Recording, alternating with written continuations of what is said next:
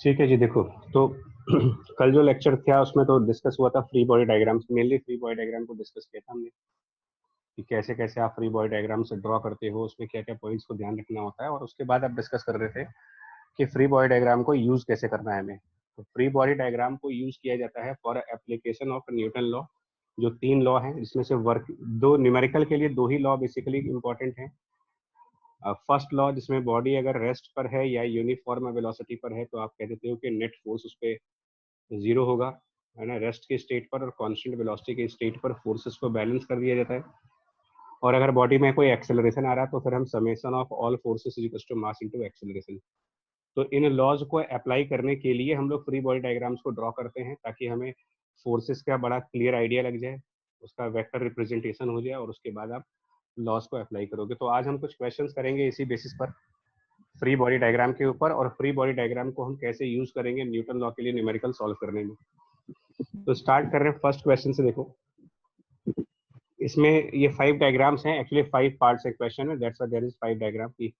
आपको इन सारे डायग्राम्स में स्ट्रिंग में टेंशन फोर्स कैलकुलेट करना है। इन ऑल डायग्राम्स, पांचों डायग्राम्स के अंदर स्ट्रिंग में टेंशन फोर्स कैलकुलेट करना है। कंडीशंस अलग अलग है।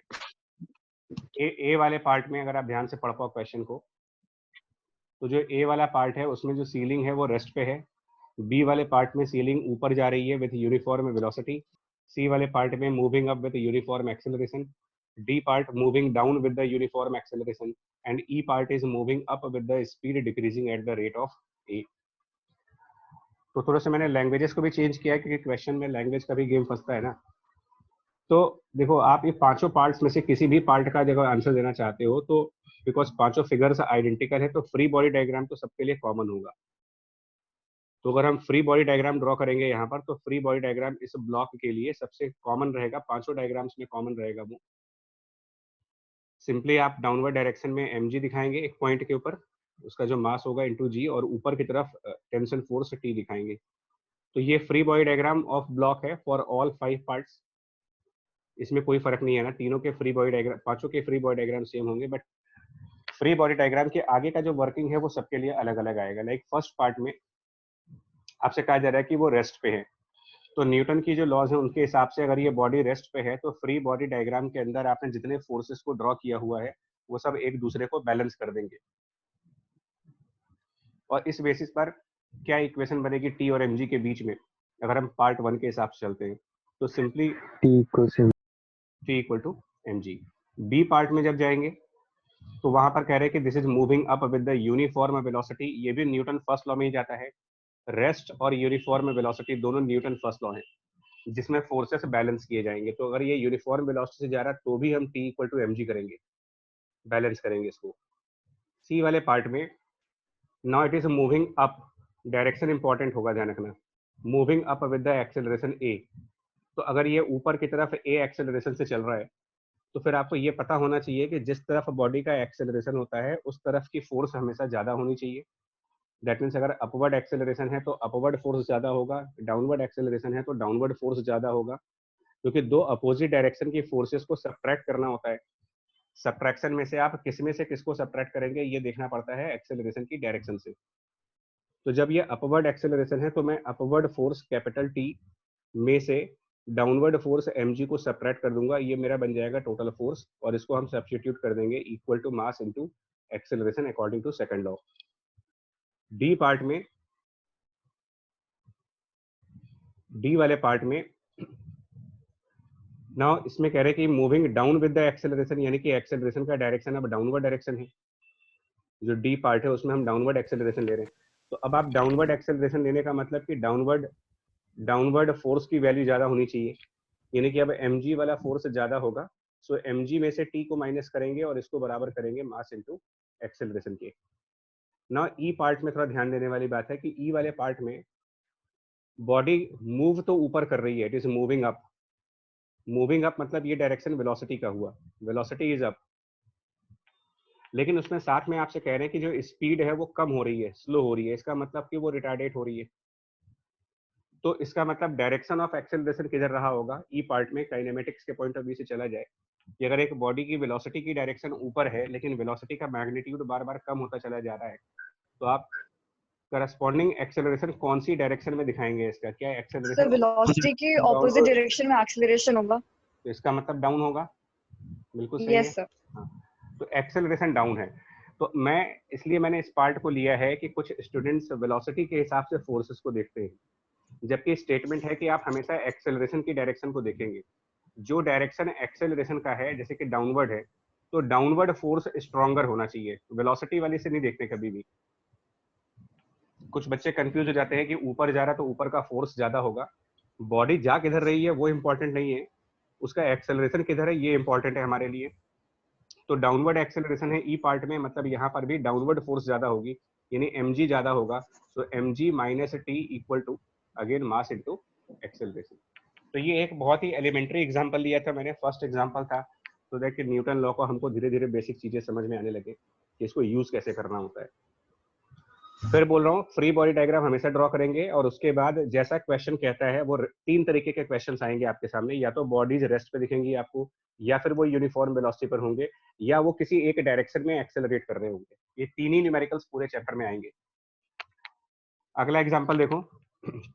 इस क्वेश्चन में कह रहे हैं find the tension in each string, angle between the strings is 2 theta. मैंने सिंबल नहीं बनाया था बिकॉज सॉफ्टवेयर में सिंबल नहीं मेरे। और सीलिंग इज एट रेस्ट। तो क्वेश्चन की रीडिंग बड़ी इंपॉर्टेंट है, बिकॉज क्वेश्चन को रीड करने से ही मालूम चल पाएगा आपको कि बॉडी में एक्सेलरेशन है, या यूनिफॉर्म वेलोसिटी है, या वो रेस्ट पर है।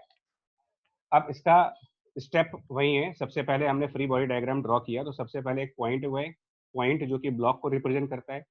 डाउनवर्ड डायरेक्शन में mg दिखाया है इसका मास के अकॉर्डिंग, और जो दो स्ट्रिंग्स हैं उनके according tension forces away from the body. इस ऑब्जेक्ट से बाहर जाता हुआ टेंशन फोर्स आप दिखाएंगे T and T. 2 theta angle है इनके बीच में, दोनों स्ट्रिंग्स के बीच में एंगल जो है वो 2 थीटा का है। दैट मीन्स कि एक तरफ की स्ट्रिंग जो एंगल बनाएगी वो थीटा का बनाएगी, और दूसरी तरफ से भी जो स्ट्रिंग होगी वो भी थीटा एंगल बनाएगी। अब हम क्या करेंगे इसमें, ठीक है, अब हम क्या करेंगे, देखो क्वेश्चन कह रहा है कि the ceiling is at rest. तो अगर ये सीलिंग रेस्ट पे है तो न्यूटन लॉ के अकॉर्डिंग आपको सारी फोर्सेस बैलेंस करनी पड़ेंगी। सिंपल सा लॉ है, फोर्सेस बैलेंस करेंगे, लेकिन यहाँ पर क्या है ना कि फोर्सेस पैरेलल नहीं है, फोर्सेस के बीच में एंगल बन रहा है यहाँ पर। तो जब फोर्सेस के बीच में एंगल बनेगा तो यहाँ पर आपको एक वेक्टर वाला कंसेप्ट लगाना पड़ेगा, ठीक है, बिकॉज सारी फोर्सेस सेम लाइन के ऊपर नहीं आ रही हैं, अलग अलग डायरेक्शंस में फोर्सेस आ रहे हैं। तो जब फोर्सेस डिफरेंट डिफरेंट डायरेक्शंस में जाने लगे तो आपको वेक्टर वाला कंसेप्ट फॉलो करना पड़ेगा, और यहाँ पर फोर्सेस को रिजॉल्व करना पड़ेगा, उनके कंपोनेंट्स फाइंड करने पड़ेंगे। तो इसका मतलब हम आगे अब क्या करने जा रहे हैं, इसके आगे हम इसको सिंप्लीफाई करने जा रहे हैं, और सिंप्लीफाई करके हम क्या करेंगे, mg को तो डाउनवर्ड दिखाएंगे, लेकिन हम टेंशन फोर्सेस के कंपोनेंट्स करेंगे यहाँ पर। मतलब जो टेंशन फोर्स टी है उसको आप रिजॉल्व कर दीजिए, रिजॉल्व मतलब उसके कंपोनेंट्स लाओगे। वेक्टर के लॉजिक से जाओ आप, चैप्टर वेक्टर में आपको बता चुके हैं कि कंपोनेंट कैसे किए जाते हैं किसी वेक्टर क्वांटिटी के। तो जो टेंशन फोर्स थीटा एंगल पर देख रहे हो, उस टेंशन फोर्स का एक कंपोनेंट लेफ्ट साइड पर आएगा और एक कंपोनेंट ऊपर की तरफ आएगा, ठीक है।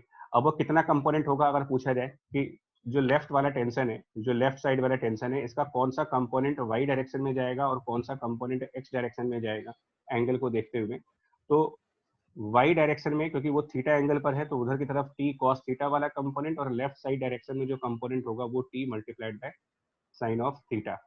सिमिलरली राइट वाली जो टेंशन फोर्स थीटा एंगल पर देख रहे हो, जो tension right side theta angle पर है उसके बारे में भी यही काम करेंगे, उस टेंशन को भी आप राइट साइड रिजॉल्व करेंगे तो टी साइन थीटा, और ऊपर की तरफ उसका भी एक कंपोनेंट आएगा जो कि लिखा जाएगा T multiplied by cos theta, ठीक है। मतलब कहने का मतलब ये होता है कि क्वेश्चन में आगे बढ़ने से पहले आपको ये देख लेना पड़ता है कि अगर फोर्सेस के बीच एंगल बन रहा है, कोई एक्यूट एंगल बन रहा है या कोई ऑब्ट्यूस एंगल बन रहा है, तो अगर एक्यूट एंगल पर फोर्सेस हैं या ऑब्ट्यूस एंगल पर फोर्सेस हैं तो पहले उनको रिजॉल्व करके परपेंडिकुलर डायरेक्शंस में ले आया जाए।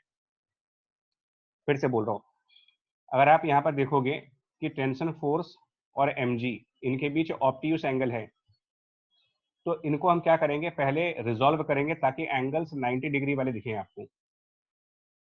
ऑब्ट्यूस एंगल और एक्यूट एंगल के फोर्सेस को हम कंसिडर नहीं करेंगे, बार बार बता रहा हूं आपसे, आगे भी जो न्यूमेरिकल्स आएंगे उसमें भी यही काम करोगे, पहले उनको कंपोनेंट्स में ब्रेक करेंगे हम। अब इसके बाद इसके बाद आप न्यूटन लॉ फॉलो करिए, क्योंकि बॉडी रेस्ट पे है, इसका मतलब according to the first law forces balance होने चाहिए।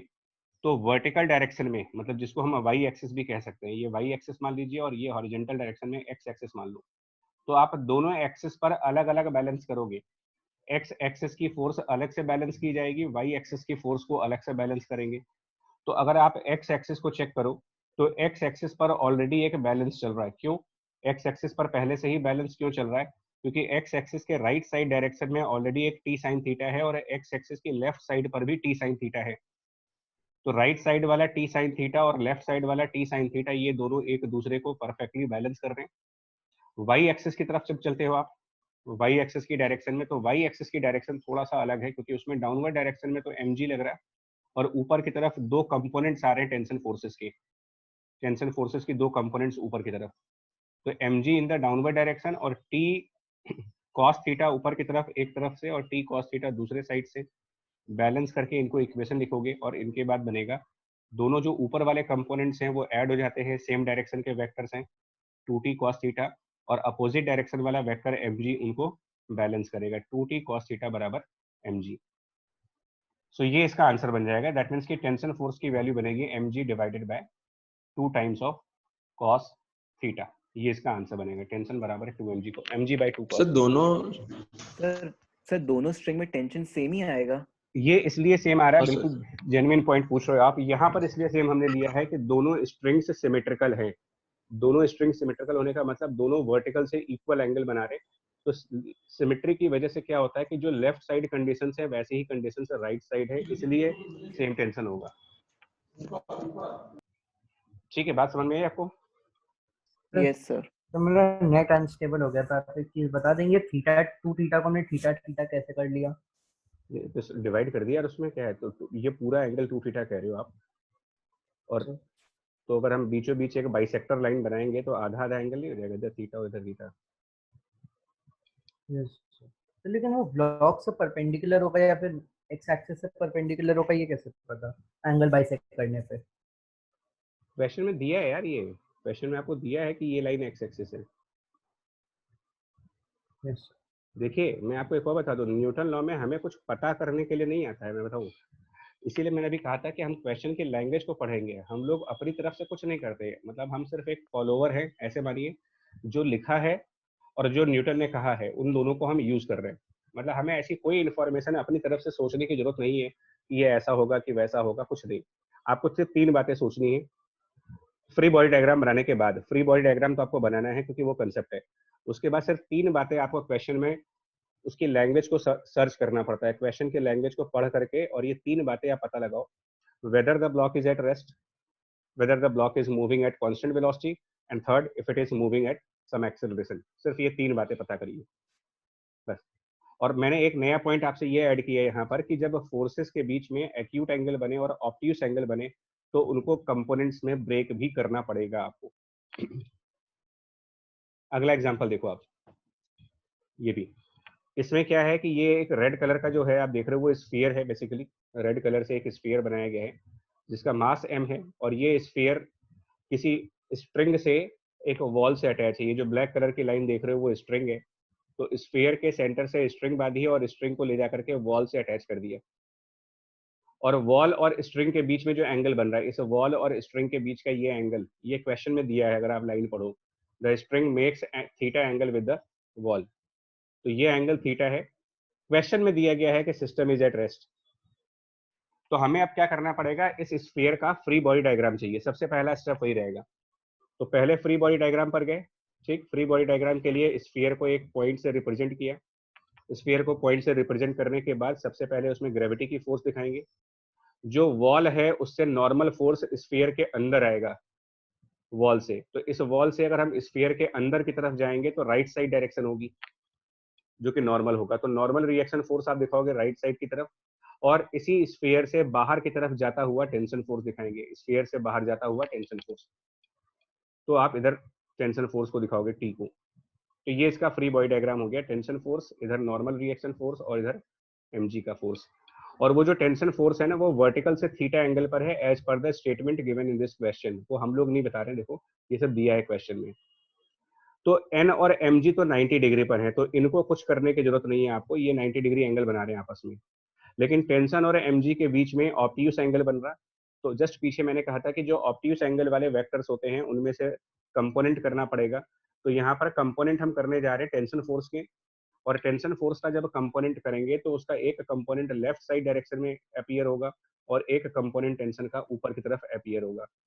और ये कौन कौन से कंपोनेंट होंगे, मतलब अगर हम ऊपर की तरफ देखें तो कंपोनेंट की जो वैल्यू बनेगी, this component will be, because theta angle बना रहे हो यहाँ पर, तो ये कंपोनेंट टी कॉस थीटा है, और दूसरे साइड पर जो टेंशन का कंपोनेंट दिखाओगे वो component T multiplied by sine of theta है। अब आप इस स्टेटमेंट को पढ़ लो, यहाँ पर बॉडीज रेस्ट पे हैं, फ्री बॉडी डायग्राम बना लिया आपने, उसके बाद क्वेश्चन को फिर से पढ़ा मैंने कि क्वेश्चन में क्या कहा जा रहा है। क्वेश्चन में कहा जा रहा है कि बॉडी रेस्ट पर है, तो हमने न्यूटन की फर्स्ट लॉ को यूज किया यहाँ पर, जिसके अंदर ये कहा गया है कि फोर्सेस बैलेंस करेंगे, एक्स एक्सिस की फोर्सेस आपस में बैलेंस की जाएंगी, वाई एक्सिस की फोर्सेस को आपस में बैलेंस किया जाएगा। मतलब नॉर्मल को किसके थ्रू बैलेंस करेंगे, और देखिए नॉर्मल जो यहाँ पर देख रहे हैं, अगर आप एक्सिस को ड्रॉ करते हो तो ये लाइन एक्स एक्सिस मान ली जाएगी, ये लाइन वाई एक्सिस मान ली जाएगी, विच मीन्स कि नॉर्मल रिएक्शन फोर्स का बैलेंसिंग टी साइन थीटा से किया जाएगा। सो एन बराबर T sine theta first equation, और वाई डायरेक्शन में जो नीचे की तरफ एम जी लग रहा है उसको ऊपर की तरफ वाले कंपोनेंट टी कॉस थीटा से बैलेंस करोगे, ये हो जाएगी हमारी सेकंड इक्वेशन। अब जो क्वेश्चन पूछा गया है उसका आंसर देंगे। सेकंड इक्वेशन से टेंशन फोर्स की वैल्यू बन जाएगी m g divided by cos theta from the second equation, और इस टेंशन को फर्स्ट इक्वेशन में सब्स्टिट्यूट करेंगे। तो टेंशन बराबर m g cos theta from the second equation, and substituting the value of tension force in the first equation, normal की value बन जाएगी m g into tan theta, वो substitute करके आप देख लो, बिकॉज टेंशन यहाँ पर जब आप m g upon cos theta रखोगे तो डिनोमिनेटर में कॉस थीटा और न्यूमरेटर में साइन थीटा है, तो sine theta by cos theta convert होकर के tan थीटा की वैल्यू बन जाएगा। तो ये इस क्वेश्चन के आंसर से क्लियर है ये चीज, बोलो। Yes sir. Okay sir. ठीक है, नेक्स्ट। ठीक है, सो फोर्सेस, पहले तो फ्री बॉडी डायग्राम बनाना ही है, वो तो कंपलसरी पार्ट है आपको न्यूटन लॉ के न्यूमेरिकल्स में, बिना फ्री बॉडी डायग्राम के कोई न्यूमेरिकल होगा भी नहीं। तो सबसे पहले मैंने मास एम का फ्री बॉडी डायग्राम बनाया, उसके लिए इसको अगेन एक पॉइंट माना और फोर्सेस दिखाए। तो फोर्सेस में हमने डाउनवर्ड डायरेक्शन में लिखा है जी। सर एक डाउट था कि सर जैसे पिछले वाले क्वेश्चन में आपने एफबीडी बनाया और फोर्सेस को अलग अलग कंपोनेंट बना के इक्वेट कर दिया, तो सर क्या जो फोर्सेस का मैग्नीट्यूड इक्वल है, क्या जरूरी है कि वो एक्शन रिएक्शन पेयर होंगे? नहीं, टेंशन का मैंने कहा सर था इसमें कोई भी एक्शन रिएक्शन पेयर नहीं, है? कोई भी नहीं। देखिए किसी बॉडी के फ्री बॉडी डायग्राम में एक्शन रिएक्शन एक साथ आ ही नहीं सकते, because action reaction same body पे नहीं होते कभी। तो किसी भी बॉडी का फ्री बॉडी डायग्राम में कोई भी दो फोर्स एक्शन रिएक्शन हो ही नहीं सकते कभी। Thank you sir. ठीक है, एमजी दिखाया। एमजी के अलावा यहाँ पर आप कहेंगे कि जो फोर्स लगेगा वो जो सरफेस है हॉरिजॉन्टल प्लेन है, उस हॉरिजॉन्टल प्लेन से इस बॉडी के ऊपर एक ऊपर की तरफ नॉर्मल रिएक्शन आएगा। और पिछले क्लास में हमने आपसे कहा था कि फ्री बॉडी डायग्राम के अंदर आप नॉर्मल, एमजी, टेंशन और इसके अलावा अगर कोई हैंड से बाय हैंड अगर आप किसी बॉडी को पुश कर रहे हो या बाय हैंड किसी बॉडी को पुल कर रहे हो तो इस फोर्स को भी हम फ्री बॉडी डायग्राम में ड्रॉ करके दिखाएंगे। तो ये वाला फोर्स भी आप इधर की तरफ दिखाएंगे, नीचे की तरफ जो आप कैपिटल एफ है, मतलब जिससे हम इस बॉडी को पुश कर रहे हैं वो भी दिखाएंगे। और ये एंगल इसमें मेंशन नहीं है, वो स्किप हो गया मेरे से, तो मैं ये मान के चल रहा हूँ कि जो ये हम लोग इसको पुश कर रहे हैं वो वर्टिकल से थीटा एंगल पर कर रहे हैं। ठीक है, ये क्वेश्चन में लिखना भूल गया मैं कि वर्टिकल से थीटा एंगल पर पुश कर रहे हैं, दैट मीन्स कि ये एंगल थीटा है। अब क्वेश्चन कह रहा है find the acceleration, that means कि ये वेरी क्लियर हो गया। अगर आपको एक्सेलरेशन निकालना है तो ये तो क्लियर हो गया कि बॉडी रेस्ट पे तो है नहीं, अदरवाइज एक्सेलरेशन क्यों पूछा जाएगा हमसे। अब आपको ना एक काम और करना है, एक आपको थोड़ा सा इंट्यूशंस के बेसिस पर या थोड़ी सी अपनी ऑब्जर्वेशन के बेसिस पर ये पता लगाना पड़ेगा कि ये मास कौन सी डायरेक्शन में एक्सेलरेट होगा। ये चीज ऑब्जर्वेशन से लाते हैं हम लोग। तो ये आप फिगर देख करके और फोर्सेस की डायरेक्शन को देख करके और अपने मन में गेस करके बता सकते हो कि ये जो मास है ये कौन सी डायरेक्शन में एक्सेलरेट करेगा उस हॉरिजॉन्टल सरफेस के ऊपर, राइट साइड एक्सेलरेट करेगा या फिर लेफ्ट साइड एक्सेलरेट करेगा। तो इतना कॉमन इंट्यूशन आप सबको भी है कि अगर एक राइट साइड एक्सिस की तरफ, राइट साइड, हाँ बिल्कुल। तो इसका मतलब राइट साइड जो है वो एक्सेलरेशन आएगा, राइट साइड डायरेक्शन में एक्सेलरेशन है। अब हम क्या करेंगे, इसमें से जो फोर्स F है उसको रिजॉल्व करेंगे, क्योंकि F mg के साथ एक्यूट एंगल बना रहा है। तो हम क्या करेंगे, F को पहले रिजॉल्व करेंगे फिर से। तो F को रिजॉल्व करेंगे तो उसका एक हॉरिजेंटल कंपोनेंट और एक उसका वर्टिकल कंपोनेंट, ध्यान से सुनिएगा। F को हमने रिजॉल्व किया तो F का वर्टिकल कंपोनेंट जो थीटा के साथ वाला कंपोनेंट होता है वो हमेशा कॉस थीटा वाला होता है, F कॉस थीटा, और दूसरे तरफ कंपोनेंट हो गया F साइन थीटा। अब स्टेटमेंट को ध्यान से सुनने वाला है। ये बताइए, ये बॉडी कौन सी एक्सिस की तरफ एक्सेलरेट कर रही है? अगर हम इसको कोऑर्डिनेट एक्सिस बना लें और हम कह दें कि इधर ये एक्स एक्सिस है और ऊपर की तरफ वाई एक्सिस है, तो एक्सेलरेशन का डायरेक्शन किधर की तरफ है? ये तो इसका मतलब आप ये कह सकते हो no acceleration in the Y direction, no acceleration in Y direction है। एक्सेलरेशन है लेकिन वो एक्स डायरेक्शन में है, तो वाई डायरेक्शन में कोई एक्सेलरेशन नहीं है। तो जिस डायरेक्शन में कोई एक्सेलरेशन नहीं होगा वहां पर फोर्सेस को बैलेंस करेंगे again by the Newton law, forces balanced. तो वाई एक्सिस की फोर्सेस को बैलेंस कर देंगे। तो वाई एक्सिस की फोर्सेस को कैसे बैलेंस करोगे? Normal reaction force Y axis में ऊपर की तरफ है और डाउनवर्ड डायरेक्शन में mg, और उसी डाउनवर्ड डायरेक्शन में f cos थीटा भी है। तो mg और f cos थीटा दोनों डाउनवर्ड डायरेक्शन वाले आपस में ऐड हो जाएंगे और नॉर्मल जो कि अपवर्ड डायरेक्शन में है ये इनको बैलेंस करेगा। तो एक इक्वेशन आपकी ये बन जाएगी नॉर्मल रिएक्शन फोर्स की, और दूसरी for the acceleration in x axis, for the acceleration in the x direction, वहां पर फोर्स बैलेंस करना ही नहीं है, वहां पर आपको न्यूटन सेकंड लॉ फॉलो करना है जिसमें कहा जाता है कि फोर्स बराबर मास इनटू एक्सेलरेशन। तो इस बॉडी का मास m इनटू एक्सेलरेशन, और एक्स डायरेक्शन में कौन सा फोर्स आपको फ्री बॉडी डायग्राम के अंदर दिख रहा है? इस फ्री बॉडी डायग्राम के अंदर F sin थीटा, तो आप कह देंगे इसको F साइन थीटा। बस ये सेकंड इक्वेशन बन गई, आपके आंसर्स आ गए। दो ही चीजें पूछी गई थी, find the acceleration of the block, तो सेकंड इक्वेशन से इसका आंसर आ जाएगा A equal to F sine theta divided by mass m from the second equation.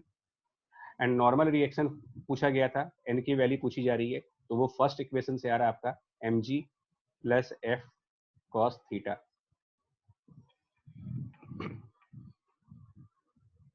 ठीक है, ऐसे ही अगर हम इस बॉडी को पुल करते हैं, मान लो पुश करने की बजाय आप थीटा एंगल पर अगर आप बॉडी को पुल करना स्टार्ट कर दो,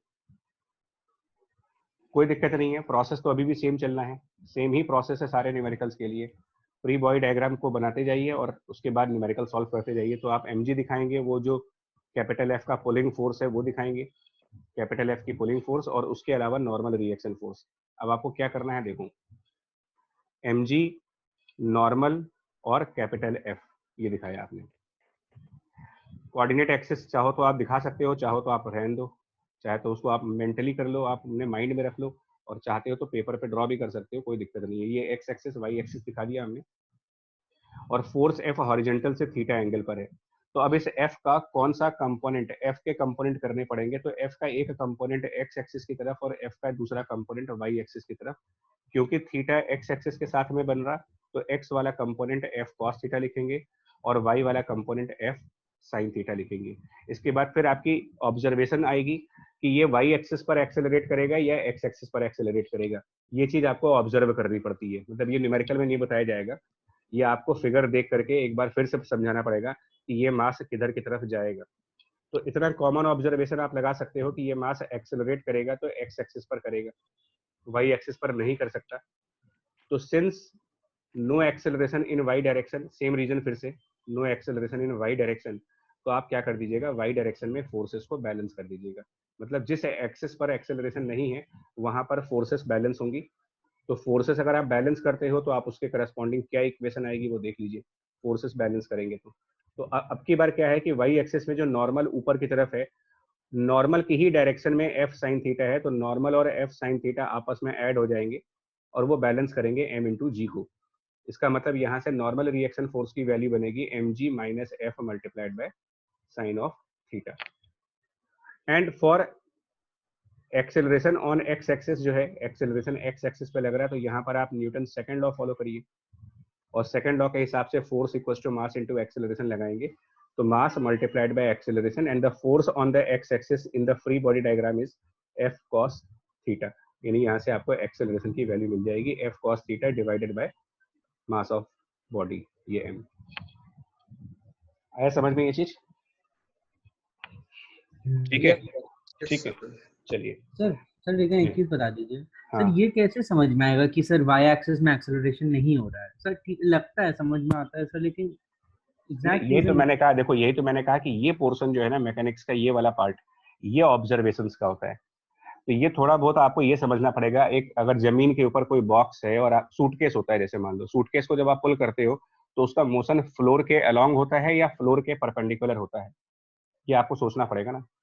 आप रेलवे स्टेशन, एयरपोर्ट, कहीं भी जाओगे, सूटकेस को आप उसका हैंडल पकड़ के जब खींचते हो तो सूटकेस किधर की तरफ ड्रैग होता है, जमीन के साथ साथ चलता है या जमीन से ऊपर उठता है वो? तो ऑब्वियसली फ्लोर के अलोंग ही चलेगा, फ्लोर से ऊपर तो जाएगा नहीं वो सूटकेस कभी भी। तो ये ना, ये पोर्शन, यही तो मैकेनिक्स की सबसे प्रॉब्लम है कि ऑब्जर्वेशन वाला पोर्शन जहां पर आ जाता है वहां पर ही कंफ्यूजन होता है कि हम लोग नहीं जज कर पाते। तो इसका एक लेकिन तरीका, अगर एक छोटा सा मतलब हमारे हाथ जितना बड़ा एक वुडन बॉक्स है, उसको मैं ऐसे ही खींचूं अगर, तो सर वो तो ऊपर की तरफ जाएगा सर, वो तो तो फिर उस बॉडी नहीं के तो मास पे डिपेंड करेगा ना। तो जा सकता है, मैं ये नहीं कह रहा हूँ कि बॉडी ऊपर नहीं जा सकती है, बिल्कुल जा सकती है, 100% जा सकती है। तो इसके लिए मैं चाहूँ तो आपके क्वेश्चन में ये लाइन ऐड कर सकता हूँ, तो आप बेटर क्लियर कर सकते हो कि क्वेश्चन में ये लाइन आप चाहो तो ऐड कर लो कि given that mass remains on the surface. अब आप क्लियर हो जाओगे अगर ये लाइन डाल दूं तो। अब तो क्लियर हो गया कि सरफेस पे अगर वो रिमेन्स ऑन द सरफेस है, इसका मतलब ऊपर नहीं जा सकता वो। तो ये ठीक है, हमने क्वेश्चन लिखा है। आपको जो क्वेश्चन आएंगे ना जेई के पेपर में या फिर बोर्ड के पेपर में, किसी भी पेपर में, तो क्वेश्चन के अंदर लाइन पूरे लिखी होंगी। हमने तो जल्दी जल्दी में आपको क्लास करने के लिए अभी तैयार किया है लेक्चर, तो हो सकता है कहीं कहीं पर कुछ लाइनें रह गई हों। नेक्स्ट, ये एक स्फीयर है जो दो वॉल्स के बीच में है, जिसमें से एक वर्टिकल वॉल है और एक इनक्लाइंड वॉल है, मतलब थोड़ी सी स्लैंटेड वॉल है और एक वर्टिकल वॉल है। और जो इनक्लाइंड वॉल है और वर्टिकल वॉल है, इनके बीच का ये एंगल आपको दे रखा है, इन दोनों के बीच में ये एंगल थीटा है। और ये स्फीयर इन दोनों वॉल्स के बीच में, क्वेश्चन पढ़ करके देखो, स्फीयर स्टेज एट रेस्ट। तो हमने फिर से अपना स्टेप फॉलो किया, वापस फ्री बॉडी डायग्राम की तरफ गए, फ्री बॉडी डायग्राम बनाया हमने। जैसे ही फ्री बॉडी डायग्राम की तरफ आए तो हमने एक पॉइंट लिया जो कि स्फीयर को रिप्रेजेंट कर रहा है, हमने उसका mg ड्रॉ किया, वेट। अब क्योंकि ये स्फीयर दो दो वॉल्स के कांटेक्ट में है, तो लेफ्ट वाली वॉल से इसके अंदर की तरफ आएंगे तो राइट साइड नॉर्मल दिखाएंगे। तो एक नॉर्मल आप लेफ्ट वॉल की वजह से दिखाओगे right side, that is the normal by the vertical wall, mg। और एक नॉर्मल हम उसे इंक्लाइंड वॉल से दिखाएंगे into the body and perpendicular to the body. तो वो किधर की तरफ दिखाओगे? अगर आप इंक्लाइंड प्लेन से दिखाओगे तो इंक्लाइंड प्लेन के परपेंडिकुलर और इनटू द बॉडी, यानी ऐसे नॉर्मल दिखाएंगे एंगल पर, इंक्लाइंड वॉल के 90 डिग्री एंगल पर और स्फीयर के अंदर जाता हुआ नॉर्मल। तो वो किसी एंगल पर बन जाएगा इधर की तरफ। तो सेंटर से भी पास करता हुआ। हाँ, सेंटर से भी पास करेगा, मतलब ये नॉर्मल इंक्लाइंड का है तो एन आई लिख रहे हैं, आई फॉर इंक्लाइंड और वी फॉर वर्टिकल। अब आपको ना थोड़ा सा मैथ वगैरह भी यूज करनी पड़ती है कभी कभी, कि जो ये इंक्लाइंड वॉल है इसके 90 डिग्री पर अगर आप एक लाइन बनाओ, अगर आप कोई लाइन इंक्लाइंड प्लेन के 90 डिग्री पर बना रहे हो, तो वो लाइन हॉरिजेंटल से क्या एंगल बना रहा होगा ना, ये चीज आपको थोड़ी सी मैथ से समझनी पड़ेगी। ये एंगल हॉरिजेंटल से क्या बनेगा, ये एंगल, ये थोड़ा सा मैथ वाला पोर्शन बनेगा। 45 डिग्री, कितना बनेगा बच्चे? 45 डिग्री। 45 नहीं बनेगा यार, थीटा के फॉर्म में आएगा ना आंसर। सही बनेगा। थीटा के फॉर्म में आंसर आएगा, थोड़ी मैथ लगाओ। इधर थीटा बन रहा है, यहाँ पर आप 90 डिग्री एंगल बना रहे हो, प्रॉपर्टी ऑफ ट्रायंगल वगैरह यूज करो। इधर का एंगल 90 माइनस थीटा हो गया, और वो जो ग्रीन कलर से वेक्टर बनाया गया है वो साइन थीटा होगा, मतलब एंगल थीटा होगा बच्चे, एंगल थीटा होगा, एंगल थीटा होगा। ध्यान सुनो पहले आप, ये थोड़ा सा कुछ कुछ चीजें तो अब आपको एक्सपेक्ट की जाएंगी ना यार, कि कुछ मैथ का पोर्शन आपको आना चाहिए, कुछ ऑब्जर्वेशन आनी चाहिए। उसे डायग्राम को समझो ना, ये डायग्राम जो बन रहा है उसमें ये एंगल थीटा है, इसका मतलब ये जो इंक्लाइंड प्लेन का आप नॉर्मल ड्रॉ कर रहे हो, ये हॉरिजॉन्टल लाइन से थीटा एंगल है। और ये जानना इसलिए जरूरी है कि जब तक आप ये एंगल पता नहीं करोगे तब तक कंपोनेंट नहीं कर पाओगे, तब तक इसके कंपोनेंट से नहीं कर पाएंगे। एंगल के बिना कंपोनेंट कैसे होंगे? तो अब आप क्या करोगे, एन आई के कंपोनेंट्स, एन आई के कंपोनेंट करेंगे तो एन आई का लेफ्ट डायरेक्शन में जो कंपोनेंट आएगा वो होगा N I multiplied by cos theta, left side वाला। और एन आई का वाई डायरेक्शन में जो कंपोनेंट होगा वो होगा N I multiplied by sine of theta. आगे क्या करना है, फ्री बॉडी डायग्राम बना लिया, कंपोनेंट्स कर लिए, 2 स्टेप पूरे हो गए मेरे। तीसरे स्टेप पर मुझे क्वेश्चन को फिर देखना है कि क्या कहा जा रहा है। तो कहा जा रहा है कि स्फीयर स्टेज एट रेस्ट है। तो जैसे ही मैंने रेस्ट वाली लाइन क्वेश्चन में पढ़ी, न्यूटन फर्स्ट लॉ मेरे दिमाग में आ गया कि मुझे इनको बैलेंस कर देना है और हर डायरेक्शन में बैलेंस करना है, क्योंकि जब बॉडी ही रेस्ट पे है तो उसमें ना तो एक्स एक्सिस पर कोई एक्सेलरेशन होगा ना वाई एक्सिस पर कोई एक्सेलरेशन होगा। तो हम क्या करेंगे, फोर्सेस दोनों तरफ बैलेंस करके दिखाएंगे। तो एक्स एक्सिस पर बैलेंस करेंगे तो normal by the vertical wall की balancing normal by inclined wall into cos theta से होगी, ये एक्स एक्सिस के फोर्स है। और वर्टिकल वाई डायरेक्शन में नॉर्मल बाय इंक्लाइंड का जो कंपोनेंट है साइन थीटा वाला, वो नीचे की तरफ जो m लग रहा है, m इंटू जी सॉरी एम जी को बैलेंस करेगा। ये दूसरी इक्वेशन बन जाएगी। फिर इससे आंसर्स आ जाएंगे आपके वापस साइमल्टेनियस इक्वेशन से।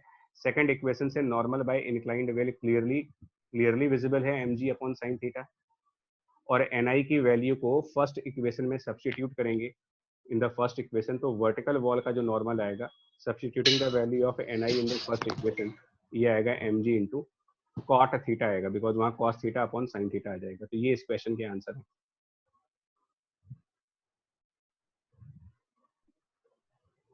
ये इसके आंसर हो गए।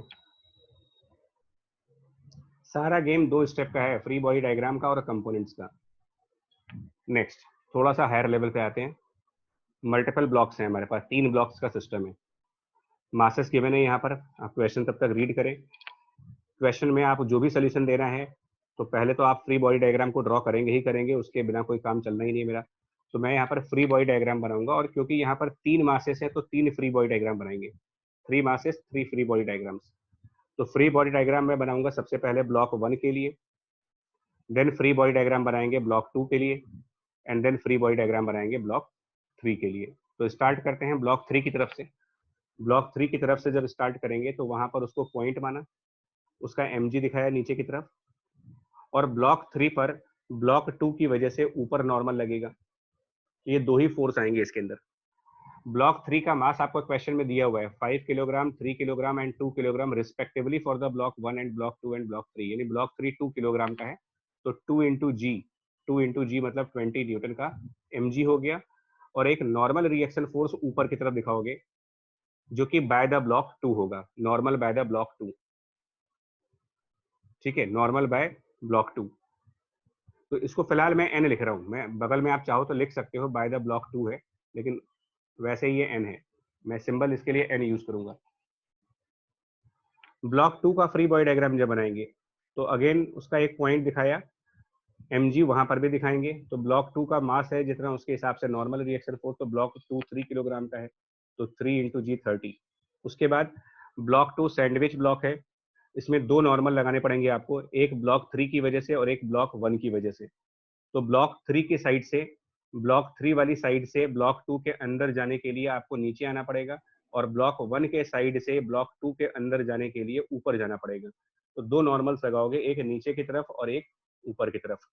तो एक नॉर्मल हम यहाँ पर ऊपर की तरफ दिखाएंगे जो ब्लॉक 1 के साइड से है, और एक नॉर्मल नीचे की तरफ दिखाएंगे जो ब्लॉक 3 के साइड से है। तो ब्लॉक 1 के साइड से जो नॉर्मल है उसको आप एन डैश से डिनोट कर दें, सिंबल चेंज कर दीजिए उसका, this is by the block 1 side.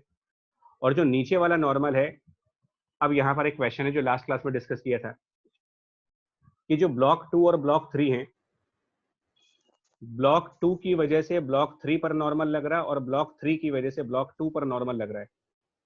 तो जो नॉर्मल ब्लॉक 2 ब्लॉक 3 पर लगाएगा और जो नॉर्मल ब्लॉक 3 ब्लॉक 2 पर लगाएगा, ये एक्शन एंड रिएक्शन पेयर्स में चले जाएंगे, जिसकी कि थर्ड लॉ के हिसाब से सेम वैल्यू बनेगी। मतलब कि जितना नॉर्मल ब्लॉक 2 की वजह से ब्लॉक 3 पर ऊपर की तरफ लग रहा है जिसको n माना गया है, उतना ही नॉर्मल ब्लॉक 3 की वजह से वापस ब्लॉक 2 पर नीचे की तरफ लगेगा।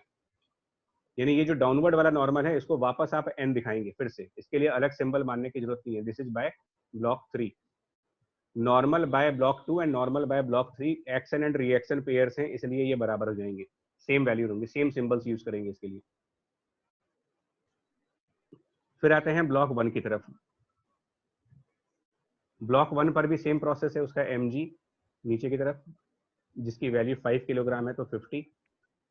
अब ब्लॉक 1 पर कितने नॉर्मल्स आएंगे ये देखने वाला क्वेश्चन है कि ब्लॉक 1 पे कितने नॉर्मल लगने चाहिए। तो ब्लॉक 1 पर अगर आप इसे फ्लोर के साइड से चलिए, फ्लोर के तरफ से, तो फ्लोर से ब्लॉक 1 के अंदर जाने के लिए ऊपर जाएंगे, तो इसका मतलब फ्लोर की तरफ से नॉर्मल ऊपर लगेगा। इसको हम एन एफ से डिनोट कर दे रहे हैं, F for the floor.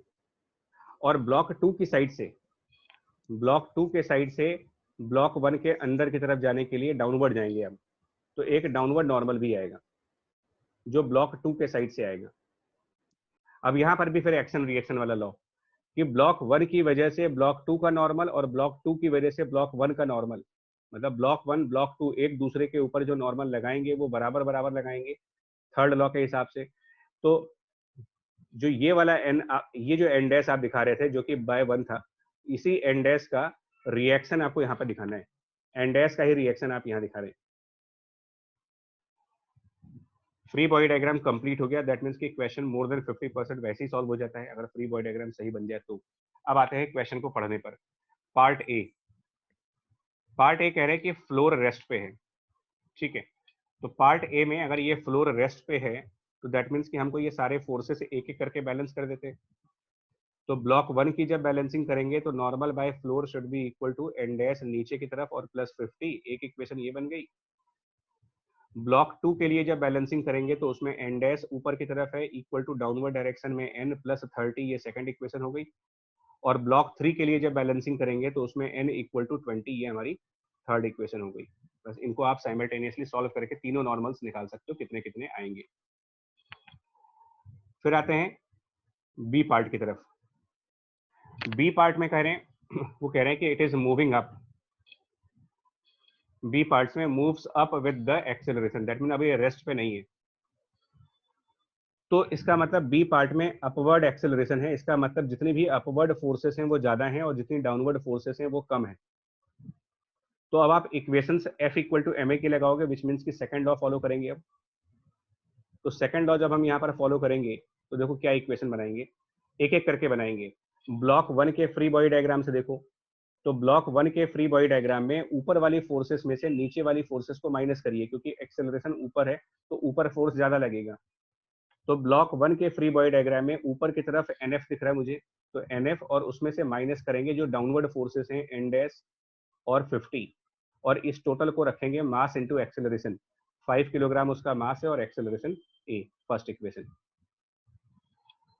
Block 2 के लिए, तो ब्लॉक 2 के फ्री बॉडी डायग्राम पे नजर डालोगे, ब्लॉक 2 के फ्री बॉडी डायग्राम में ऊपर की तरफ एन डैश का फोर्स दिख रहा है और नीचे की तरफ 30 है और नीचे की तरफ N है, उसको सॉल्व करेंगे इक्वल टू उसका मास 3 इंटू एक्सेलरेशन A 2। और ब्लॉक 3 के केस में अगेन ऊपर N लग रहा है नीचे 20 लग रहा है इक्वल टू इसका मास 2 इंटू एक्सेलरेशन A, ये तीसरी इक्वेशन। अब आती है आपकी मैथमेटिकल स्किल कि तीनों इक्वेशंस को अब सॉल्व भी करना पड़ेगा आपको। इक्वेशन तो बना लिया लेकिन इनको सॉल्व करना पड़ेगा। तो सॉल्व करने के लिए हम क्या करेंगे, हम तीनों इक्वेशंस को ऐड करने जा रहे हैं, ऑल 3 इक्वेशंस को ऐड करिए।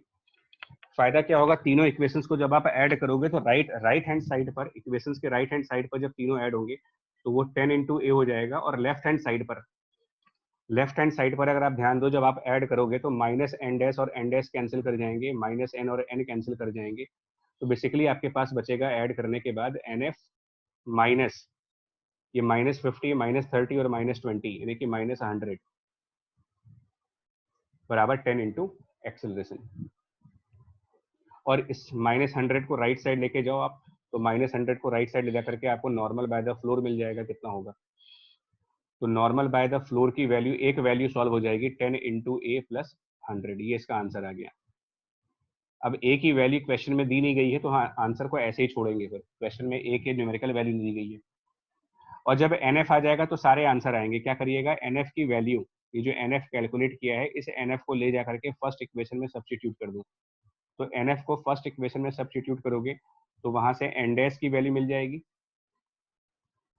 और N की वैल्यू आपको डायरेक्टली थर्ड इक्वेशन से मिल रही है, N की वैल्यू डायरेक्टली थर्ड इक्वेशन से आ रही है। तो तीनों नॉर्मल्स की वैल्यूज मिल जाएंगी। Capital N directly from the third equation, N floor by adding the 3 equations and N dash by substituting the value of NF in the first equation। इसके through आपको तीनों नॉर्मल रिएक्शंस मिल जाएंगे। और तीसरा part भी है इसमें, they are moving with the downward acceleration. C part with now they move down with the acceleration A. तो मैं इस पार्ट को लिखूंगा नहीं, बट ये आप अपने आप समझ जाओगे बी पार्ट के वर्किंग में और सी पार्ट के वर्किंग में क्या फर्क हो जाएगा। बी पार्ट में हमने ऊपर एक्सेलरेशन लेकर के इक्वेशन बनाई है और सी पार्ट में नीचे की तरफ एक्सेलरेशन लेकर के इक्वेशन बनानी है। तो हम किसमें से किसको माइनस करेंगे? जो हमारी फर्स्ट इक्वेशन बनी है क्या वो ऐसी ही रहेगी या यहाँ पर कुछ चेंजेस आ जाएंगे? सी पार्ट में अगर जाओगे तो बताएं आप। चेंजेस आएंगे। कहाँ पर बच्चे चेंजेस आएंगे? बताओ कहाँ पर? तो एलएचएस में सारे साइंस ऑपोजिट हो जाएंगे। हाँ सारे सारे सारे साइंस अपोजिट हो जाएंगे। क्लियर? यस ठीक ठीक, थैंक यू। देखो मैंने कल भी आपसे कहा था बच्चे कि देखो रूल्स फॉलो करते रहोगे ना तो दिक्कत नहीं होती है, रूल्स को स्किप करने पर प्रॉब्लम होगी हमें। तो हम आज अभी कोई रूल्स स्किप नहीं कर रहे हैं, हमें जो रूल बताए गए हैं हम उसी रूल को फॉलो करते हुए चल रहे हैं, चाहे जैसा न्यूमेरिकल मेरे सामने आता जाए। अब एक न्यूमेरिकल देखो ये है, इस न्यूमेरिकल को ट्राई करते हैं क्या है ये। तो इस न्यूमेरिकल में हम लोग दो ब्लॉक्स को एक दूसरे से मतलब फोर्स लगा रहे हैं लेफ्ट साइड पे। इस फिगर को ध्यान देना, कंसेप्चुअल क्वेश्चन है ये। दोनों में ब्लॉक्स सेम है, ठीक है, एक लाइट ऑरेंज वाला ब्लॉक और एक लाइट ग्रीन कलर का जो ब्लॉक है 3 kg 2 kg का। लेकिन इसमें फर्क क्या है? लेफ्ट वाली फिगर में और राइट वाली फिगर में अगर आप एक डिफरेंस देखो तो डिफरेंस ये है कि लेफ्ट वाली फिगर में आपने जो 20 न्यूटन का फोर्स लगाया है वो 3 kg के ऊपर लगाया है और राइट वाले में 2 kg वाले पर आप उतना ही फोर्स लगा रहे हो। अब निकालना क्या है? Also find the acceleration. अच्छा ऑल्सो मतलब पहले कुछ और निकालना है। फाइंड द नॉर्मल रिएक्शन, ठीक है, between the two blocks. Okay, also find the acceleration. क्या करना चाहिए देखो। तो पहले हम फर्स्ट वाली फिगर की बात करते हैं, पहले वाले फिगर पे आते हैं। पहले वाले फिगर में हम क्या करेंगे? फ्री बॉडी डायग्राम बनाएंगे, क्योंकि दो मासेस हैं तो दो डायग्राम बनेंगे, एक 3 किलोग्राम बॉडी के लिए और एक 2 किलोग्राम बॉडी के लिए। अब क्या क्या फोर्सेस होंगे देखो, पॉइंट्स के थ्रू इनको रिप्रेजेंट किया, सेम प्रोसेस। सबसे पहले आपने इनका mg दिखाया डाउनवर्ड डायरेक्शन में, ठीक है, mg। तो 3 इंटू जी 30 इसके लिए और 2 इंटू जी 20 इसके लिए। उसके अलावा नॉर्मल रिएक्शन फोर्सेस, तो 3 kg ब्लॉक फ्लोर पे रखा है आपने तो फ्लोर की वजह से नॉर्मल आएगा। जो फ्लोर है वो 3 किलोग्राम के ऊपर ऊपर की तरफ नॉर्मल लगाएगा और वही फ्लोर 2 किलोग्राम के ऊपर अपवर्ड नॉर्मल लगाएगा। तो इसको n फ्लोर 3 कर दें, NF3 मतलब normal of floor on 3 kilogram, और इसको NF2 कर देते हैं which means normal by floor on 2 kilogram. उसके अलावा ये दोनों ब्लॉक आपस में भी कांटेक्ट में हैं तो ये भी एक दूसरे के ऊपर नॉर्मल लगाएंगे। और किधर लगाएंगे देखो, आप 2 किलोग्राम वाले के साइड से 3 किलोग्राम के अंदर जाओ, 2 किलोग्राम वाली साइड से 3 किलोग्राम के अंदर आओ तो लेफ्ट, यानी कि 3 किलोग्राम बॉडी के ऊपर एक लेफ्ट साइड नॉर्मल दिखाएंगे, एक लेफ्ट साइड नॉर्मल दिखाएंगे 3 किलोग्राम बॉडी पर। और 3 किलोग्राम की वजह से 2 किलोग्राम के अंदर जाने पर राइट जाना पड़ेगा आपको, तो इसका मतलब 2 किलोग्राम पर राइट साइड नॉर्मल आएगा। और ये एक्शन रिएक्शन पेयर्स हैं, इसको आप नॉर्मल बिटवीन द ब्लॉक कह दीजिए NB, और यही NB इधर दिखाएंगे। एक्शन एंड रिएक्शन को सेम सिंबल से रिप्रेजेंट करोगे। अच्छा, इसके अलावा ये मेरे ख्याल से कंप्लीट हो गया या कुछ रह गया अभी आपको लग रहा है? फ्री बॉडी डायग्राम कंप्लीट हो गया है या कुछ 3 कुछ kg बॉडी कुछ पे एक बाकी रह गया है। kg बॉडी पे सब 3 पे लगेगा बस। दिखाएंगे। हाँ, एक 20 न्यूटन का जो पुश कर रहे हो आप बॉडी को वो भी तो दिखाओ। वो किस में दिखाएं? 3 वाले में दिखाएंगे, 2 वाले में थ्री दिखाएंगे, पे। 3 kg या 3 पे। या दोनों में सिर्फ 3 दिखाएंगे? सर सिर्फ 3 पे। 3 kg में सिर्फ 3 पे। सिर्फ 3 वाले में ध्यान रखिए। सर कोई- आपने कहा था कि सर जो डायरेक्ट कांटेक्ट होता है उसमें लगाते हैं। हाँ जी, तो जो 20 न्यूटन है it is directly in contact with the 3 kilogram, तो ओनली 3 किलोग्राम, उस पे दूसरे पे नहीं दिखा सकते। बात समझ में आई बच्चे ये चीज? यस ठीक, free Yes, body. sir. Okay, अब आते हैं इक्वेशंस बनानी है मेरे को। तो ये तो क्वेश्चन ही कह रहा है कि बॉडी एक्सेलरेट हो रही है, तो ये मुझे बताने की जरूरत नहीं है कि बॉडी अगर एक्सेलरेट हो रही है तो क्या करेंगे। तो हम न्यूटन सेकंड लॉ लगाएंगे। अच्छा, इंट्यूशन, फिर यही बात होगी किधर एक्सेलरेट होंगे, किस तरफ एक्सेलरेट होंगी ये बॉडी। ये तो आप नॉर्मल, ये तो मतलब गेस कर सकते हो ना कि ये बॉडी राइट एक्सेलरेट होंगी या लेफ्ट एक्सेलरेट होंगी या अपवर्ड एक्सेलरेट होंगी या डाउनवर्ड एक्सेलरेट होंगी। इतना तो आप क्वेश्चन की positive x direction. Positive right side. Right side मतलब इनके एक्सेलरेशन राइट साइड डायरेक्शन में है। तो हम क्या करेंगे, वाई डायरेक्शन के फोर्सेस को बैलेंस कर दीजिए और एक्स डायरेक्शन की फोर्सेस में न्यूटन सेकंड लॉ लगाइए। तो वाई डायरेक्शन की फोर्सेस को बैलेंस करने का मतलब क्या इक्वेशन बनेगी देखो, वाई डायरेक्शन की फोर्सेस बैलेंस करेंगे तो हम लिखेंगे normal by the floor on 3 kilogram is 30, Y direction में तो बैलेंस कर दिया, ये हो गई फर्स्ट इक्वेशन। और एक्स डायरेक्शन में बॉडी का एक्सेलरेशन है राइट साइड पर, तो ये 20 न्यूटन ज्यादा होना चाहिए, क्योंकि राइट साइड एक्सेलरेशन होने का मतलब राइट वाला फोर्स ज्यादा होगा और लेफ्ट वाला फोर्स कम होगा। तो फिर दूसरी इक्वेशन बनेगी आपकी 20 माइनस एन बी, जो नॉर्मल बिटवीन द ब्लॉक है, इसकी वैल्यू इस बॉडी का मास 3 इंटू एक्सेलरेशन ए, ये हो गई। दूसरे वाले बॉडी के लिए क्या इक्वेशन बनेगी, जो ये 2 किलोग्राम की बॉडी है, इसकी क्या इक्वेशन बनेगी? तो इसके लिए भी वाई डायरेक्शन में तो बैलेंस करेंगे, इसका मतलब NF2 को बैलेंस करना होगा 20 से, थर्ड इक्वेशन। और एक्स डायरेक्शन में जब ये एक्सेलरेट करेगा तो इसमें एक्स डायरेक्शन में सिंगल फोर्स NB है, तो उसमें कुछ प्लस माइनस करने की जरूरत नहीं है, सीधा सीधा NB को 2 टाइम्स ऑफ एक्सेलरेशन के बराबर करोगे, ये फोर्थ इक्वेशन हो गई। अब आप क्या करें, फोर्थ इक्वेशन और फर्स्ट इक्वेशन को ऐड कर दें, ये सेकंड इक्वेशन सॉरी, तो इक्वेशन 2 प्लस इक्वेशन 4, ये देखिए सॉल्विंग साइमल्टेनियस इक्वेशन तो आपको आना चाहिए वैसे भी, दोनों को ऐड कर लो आप, इक्वेशन 2 और इक्वेशन 4 को ऐड कर दीजिए, तो इससे डायरेक्टली एक्सेलरेशन की वैल्यू मिल जाएगी आपको 4 मीटर पर सेकंड स्क्वायर। और उस एक्सेलरेशन को हमने इक्वेशन 4 में सब्स्टिट्यूट किया, तो इक्वेशन 4 में सब्स्टिट्यूट करने पर आपको नॉर्मल बिटवीन द ब्लॉक्स की वैल्यू 8 न्यूटन बन जाएगी। ये इसका आंसर है, फर्स्ट वाले केस का आंसर। अब सेकंड वाले का आंसर क्या होगा देखो, तो सेकंड वाले में फ्री बॉडी डायग्राम्स बदलेंगे। अब आपको फ्री बॉडी डायग्राम्स कैसे बदलेंगे, देखिए क्यों चेंज हो जाएंगे 3 kg और 2 kg के डायग्राम्स। तो देखो 3 किलोग्राम और 2 किलोग्राम पहले पॉइंट्स बनाए, इसके बाद हमने क्या कहा, जल्दी जल्दी से फोर्सेस दिखाएंगे। तो 30 किलोग्राम 30 नीचे, इधर 20 नीचे, उसके अलावा फ्लोर का नॉर्मल ऊपर, फ्लोर का नॉर्मल ऊपर, दोनों तरफ। 20 न्यूटन का डायरेक्ट कॉन्टेक्ट 2 किलोग्राम के साथ हो रहा है, तो 2 किलोग्राम के ऊपर 20 दिखाएंगे आपकी। और ये दोनों ब्लॉक एक दूसरे के ऊपर नॉर्मल रिएक्शन लगाएंगे, तो वो अब आप डायरेक्शन अपने आप जज कर सकते हो कि ये दोनों ब्लॉक एक दूसरे पर नॉर्मल कैसे लगाएंगे। तो इस हिसाब से हमने फोर्सेस दिखाई। तो इधर नीचे की तरफ 30, ऊपर की तरफ normal by the floor on the 3 kilogram, नीचे की तरफ 20, ऊपर की तरफ normal by the floor on 2 kilogram. 20 Newton का लेफ्ट साइड का पुश जो है वो आप 2 किलोग्राम पे दिखाओगे, नॉर्मल बिटवीन द ब्लॉक दिखाओगे, और ये ऑब्वियस है कि बॉडीज लेफ्ट साइड एक्सेलरेट करेंगी, ये क्लियर है कि बॉडीज में एक्सेलरेशन लेफ्ट होना चाहिए। तो अब आप, मैं सिर्फ एक्सेलरेशन वाली इक्वेशन बना रहा हूँ, तो जब बॉडी लेफ्ट साइड एक्सेलरेट होगी तो 3 किलोग्राम बॉडी पर सिर्फ NB का ही फोर्स है, तो आप लिखोगे NB equals to mass 3 into acceleration. और जब यही इक्वेशन 2 किलोग्राम पर बनाएंगे जिसमें लेफ्ट साइड एक्सेलरेशन हो रही है, तो लेफ्ट साइड का फोर्स 20 ज्यादा होगा, माइनस NB, और इक्वल टू इसका मास M इंटू एक्सेलरेशन, यानी कि 2 इंटू ए, दूसरी इक्वेशन। इन दोनों को भी ऐड कर लो, तो इन दोनों को ऐड करके, मतलब साइमल्टेनियस इक्वेशन से जब आप सॉल्व करेंगे इन दोनों इक्वेशंस को ऐड करने के बाद, तो आंसर ये आएगा कि एक्सेलरेशन की वैल्यू आएगी 4 और NB की वैल्यू मिलेगी आपकी बार 12। मतलब क्या हुआ कि दो ब्लॉक्स में से आप किसको पुश कर रहे हो उससे एक्सेलरेशन का तो फर्क नहीं पड़ता, दोनों तरफ एक्सेलरेशन का वैल्यू सेम आ रहा है। मतलब आप 3 किलोग्राम को पुश करो या 2 किलोग्राम को पुश करो, आपको सेम एक्सेलरेशन आएगी। लेकिन नॉर्मल जो ये आपस में लगाएंगे, मतलब ये दोनों ब्लॉक एक दूसरे पर कितना पुश करेंगे, एक दूसरे पर कितना फोर्स लगाएंगे, वो डिपेंड करता है कि हम लोगों ने बाय हैंड कौन सी बॉडी को फोर्स किया था। हाथ से आपने किस बॉडी को पुश किया था, 3 वाले को या 2 वाले को, ये डिसाइड करेगा कि 3 और 2 आपस में क्या फोर्स लगाएंगे। एक्सेलरेशन सेम आएगी दोनों केसेस में, 4 मीटर पर सेकंड स्क्वायर एंड 4 मीटर पर सेकंड स्क्वायर।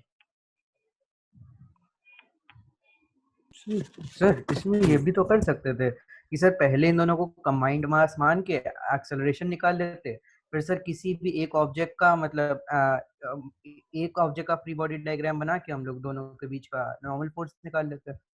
करेंगे, लेकिन वो अभी इस स्टेज पे मैं नहीं करना चाह रहा, क्योंकि ये लर्निंग स्टेज है। वो जो आप काम आप बता रहे हो वो होती है जब हमारी लर्निंग हो जाए ना पूरी, तो मतलब वो होती है फिर एग्जाम वाली एग्जाम टिप्स कि हम और फास्ट कैसे होंगे। कर सकते हो, बट कोई बहुत बेनिफिट नहीं होने वाला उसमें। देखो ऐसा नहीं है कि बहुत ज़्यादा 10 से 12 सेकंड्स 15 सेकंड्स का डिफरेंस आएगा न्यूमेरिकल सॉल्व करने में, बहुत ज़्यादा डिफरेंस नहीं आएगा। ये अभी हमको टाइम लग रहा है ना, अभी अगर आप खुद करने बैठोगे तो आप फ्री बॉडी डायग्राम और ये सब मुश्किल से 2 मिनट के अंदर एक क्वेश्चन सॉल्व हो जाएगा। चलो कर सकते हो उसको। नेक्स्ट इस पे देखिएगा जी। बॉडी इंक्लाइंड प्लेन के ऊपर अगर रखी जाए मान लो, ठीक है ना, ये क्वेश्चन है, आप देखो तो ये एक हॉरिजेंटल है और एक इंक्लाइंड सरफेस है, और ये जो इंक्लाइंड सरफेस है इसके लिए ये एंगल आपको बता दूं कि ये एंगल थीटा है, हॉरिजेंटल से थीटा एंगल पर। थ्री डायमेंशनल फिगर्स मैंने आपको इसलिए दिखाना स्टार्ट किया है ताकि आपके माइंड में इमेजेस बने, पहले तो मेंटल इमेज बनेगी फिजिक्स में, तभी कुछ कर पाओगे।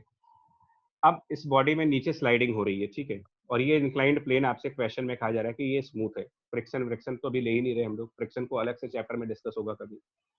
पहला क्वेश्चन पूछा जा रहा है find the normal reaction on the block, ठीक है, और उसके बाद पूछे find the acceleration with which the block slides down, inclined plane is smooth, angle theta with the horizontal, ठीक है। स्टार्ट करो। Step 1 is always free body diagram, irrespective question क्या बन रहा है आपसे मतलब ही नहीं है, फ्री बॉडी डायग्राम तो बनाना ही बनाना है। तो आपने सबसे पहले पॉइंट से रिप्रेजेंट किया मास को, mg दिखाया डाउनवर्ड डायरेक्शन में, और नॉर्मल रिएक्शन फोर्स इस इंक्लाइंड सरफेस के 90 डिग्री पे दिखाएंगे, इस इंक्लाइंड के 90 डिग्री पर नॉर्मल रिएक्शन। तो वो नॉर्मल रिएक्शन जब हम यहाँ पर दिखाएंगे तो थोड़ा सा एंगल पर दिखाओगे इंक्लाइंड के 90 डिग्री पर। तो mg का फोर्स हो गया, नॉर्मल हो गया, उस इंक्लाइंड सरफेस की वजह से लग रहा है, इसके अलावा और कोई फोर्स हो नहीं, टेंशन वेंशन है नहीं क्योंकि कोई स्ट्रिंग नहीं है यहाँ पर, फ्रिक्शन है नहीं बिकॉज बॉडी स्मूथ है, और हाथ से हम इसको पुश कर नहीं रहे तो कोई और फोर्स नहीं है इसके अलावा, इन दो के अलावा कोई नहीं है। तो ये फ्री बॉडी डायग्राम पूरा हो गया, पहला पार्ट कंप्लीट कर लिया हमने, फ्री बॉडी डायग्राम बना लिया इसका।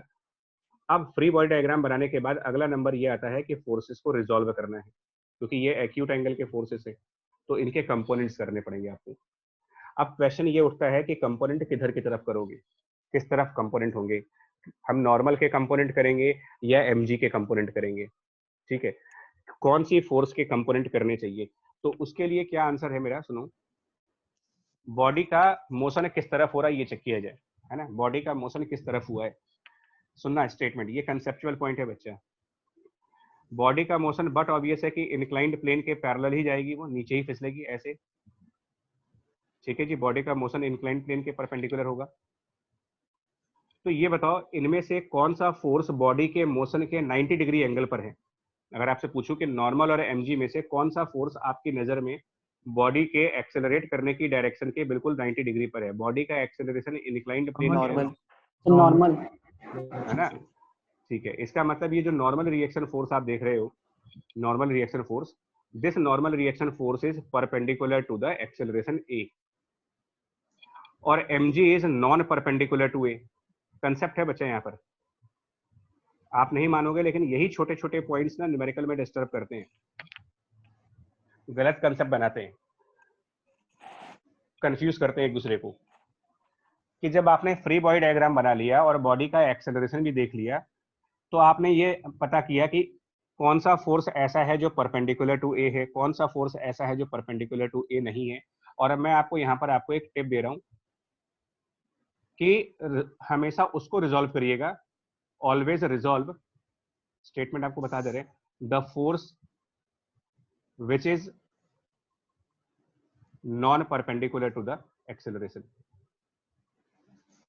ये ध्यान रखना है कि किसी भी न्यूमेरिकल के लिए बोल रहा हूँ आपको, यहाँ पर तो मैं एक एग्जांपल ले रहा हूँ, बट आगे कोई भी न्यूमेरिकल आप करोगे तो जब ये कंफ्यूजन आने लगे कि मैं किसके कंपोनेंट करूँ, मैं नॉर्मल के कंपोनेंट करूँ कि mg के कंपोनेंट करूँ, कुछ न्यूमेरिकल्स में हम नॉर्मल के कंपोनेंट करेंगे, कुछ न्यूमेरिकल्स में हमें mg के कंपोनेंट करेंगे, तो यहाँ से कंफ्यूजन होने लगती है।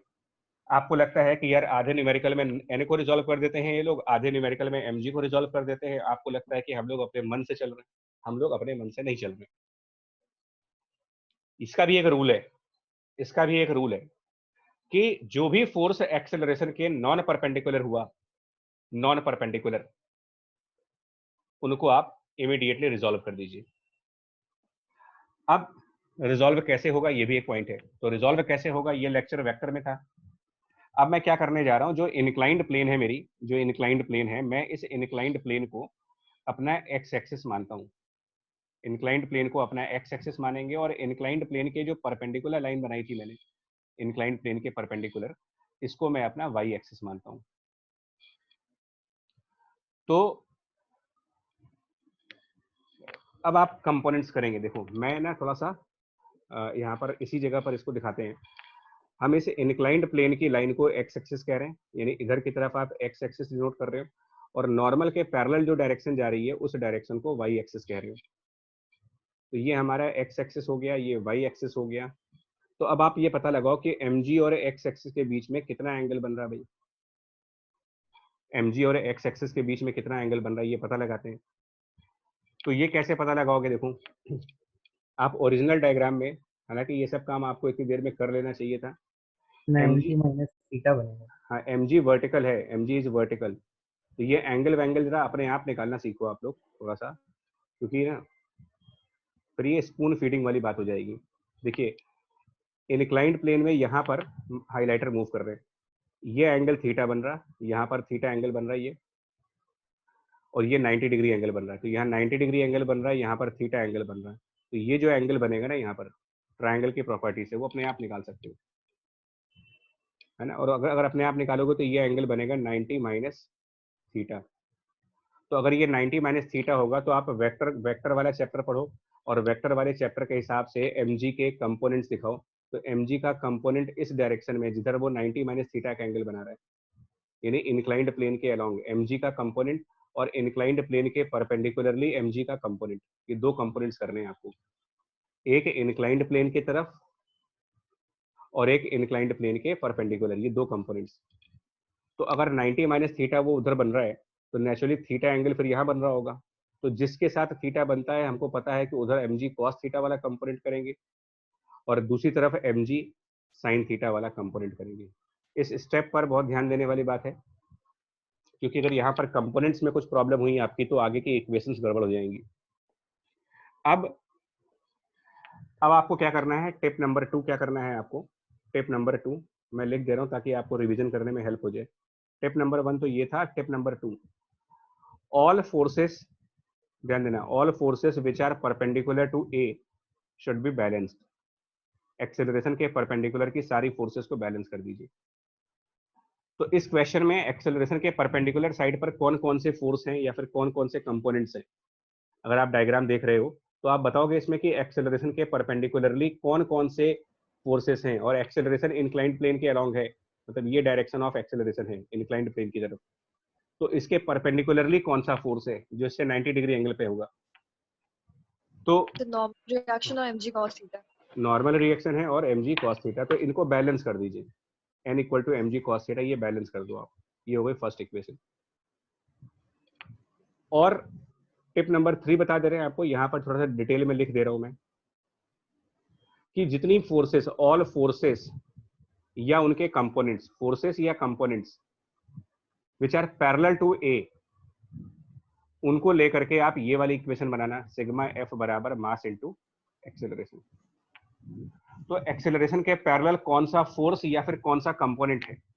तो इस फिगर में सिर्फ mg sin थीटा दिख रहा है मेरे को, mg sin, और कोई फोर्स है ही नहीं।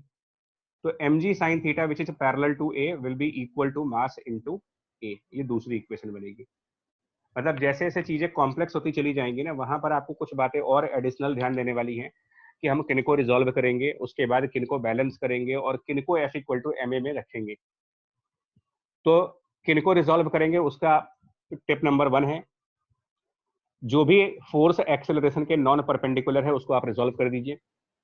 टिप नंबर 2, एक्सेलरेशन की जो डायरेक्शन है उसके परपेंडिकुलर साइड पर जितने भी फोर्स या कंपोनेंट हैं वो आपस में बैलेंस हो जाएंगे, और एक्सेलरेशन के पैरेलल साइड पर जितने भी फोर्सेस हैं या उनके कंपोनेंट्स हैं वो सब मिलजुल करके F इक्वल टू ma के इक्वेशन को बनाएंगे।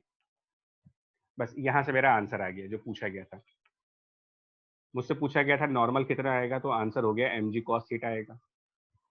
मुझसे पूछा गया है एक्सेलरेशन कितना आएगा, तो आंसर आ गया सेकंड इक्वेशन से g इंटू साइन थीटा। यानी कि इंक्लाइंड प्लेन के ऊपर अगर कोई बॉडी स्लाइड करेगी तो एक्सेलरेशन g साइन थीटा होगा उसका। इंक्लाइंड प्लेन पर कोई भी बॉडी अगर स्लाइडिंग डाउन है और इंक्लाइंड स्मूथ होना चाहिए, फ्रिक्शन नहीं होना चाहिए वहां पर, तो answer is acceleration will be g sign theta, और नॉर्मल रिएक्शन की वैल्यू mg cos थीटा के बराबर है। ठीक है, ये टिप नंबर, तीनों टिप्स यूज करेंगे, अभी आगे भी यूज करके दिखाएंगे, तो 2-3 एग्जांपल्स और दिखाएंगे तो आपको याद हो जाएगा ये। जैसे कि अगला क्वेश्चन, ये भी इंक्लाइंड प्लेन का क्वेश्चन है, लेकिन इसमें आप बॉडी को पुश भी कर रहे हो साथ में। आप बॉडी को इंक्लाइंड के ऊपर पुश कर रहे हो, नीचे नीचे नहीं फिसल रहा, ऊपर लेके जाना है। जैसे कोई चीज पहाड़ पे लेके जानी हो, आपको हिल्स पे लेके जानी हो, तो एफर्ट लगाना पड़ेगा ऊपर चढ़ाने के लिए। इवन साइकिल कार को भी अगर आप अप द हिल्स लेके जाना चाहते हो तो काफी मेहनत लगती है। खुद को भी चलना हो अगर किसी स्लोप के ऊपर तो मेहनत लगती है। तो ये फोर्स हम लगा रहे मान लो एफ। अब इसका फ्री बॉडी डायग्राम बनाते हैं। तो देखिए स्टेप 1 फ्री बॉडी डायग्राम, शुरुआत हमेशा यहाँ से करना। अगर आपने, मैंने कल भी कहा था, इस स्टेप को अगर आपने बाईपास करने की कोशिश की तो आगे फंस जाओगे जाकर के। तो अपने mg दिखाएंगे, नॉर्मल जो कि perpendicular to the inclined plane दिखाएंगे, और ये जो हम इसको उसको पुश कर रहे हैं ना ये भी दिखाएंगे, ये फोर्स भी दिखाएंगे। तो हमने यहाँ पर एक F दिखाया जो उस ब्लॉक को धक्का दे रहे हैं हम लोग, उसके अलावा उसका mg दिखाया, और उसके अलावा normal by the inclined plane दिखाया। इसके बाद जब फ्री बॉडी डायग्राम बना लिया तो हमने ये ऑब्जर्व किया कि ये बॉडी किधर की तरफ एक्सेलरेट हो रही है। तो ये दिया हुआ है कि ये बॉडी ऊपर की तरफ एक्सेलरेट हो रही है, ऊपर जा रही है, moving up, it is moving up, ये दे रखा है आपको। तो इसका मतलब ये डायरेक्शन आपका मोशन की डायरेक्शन है।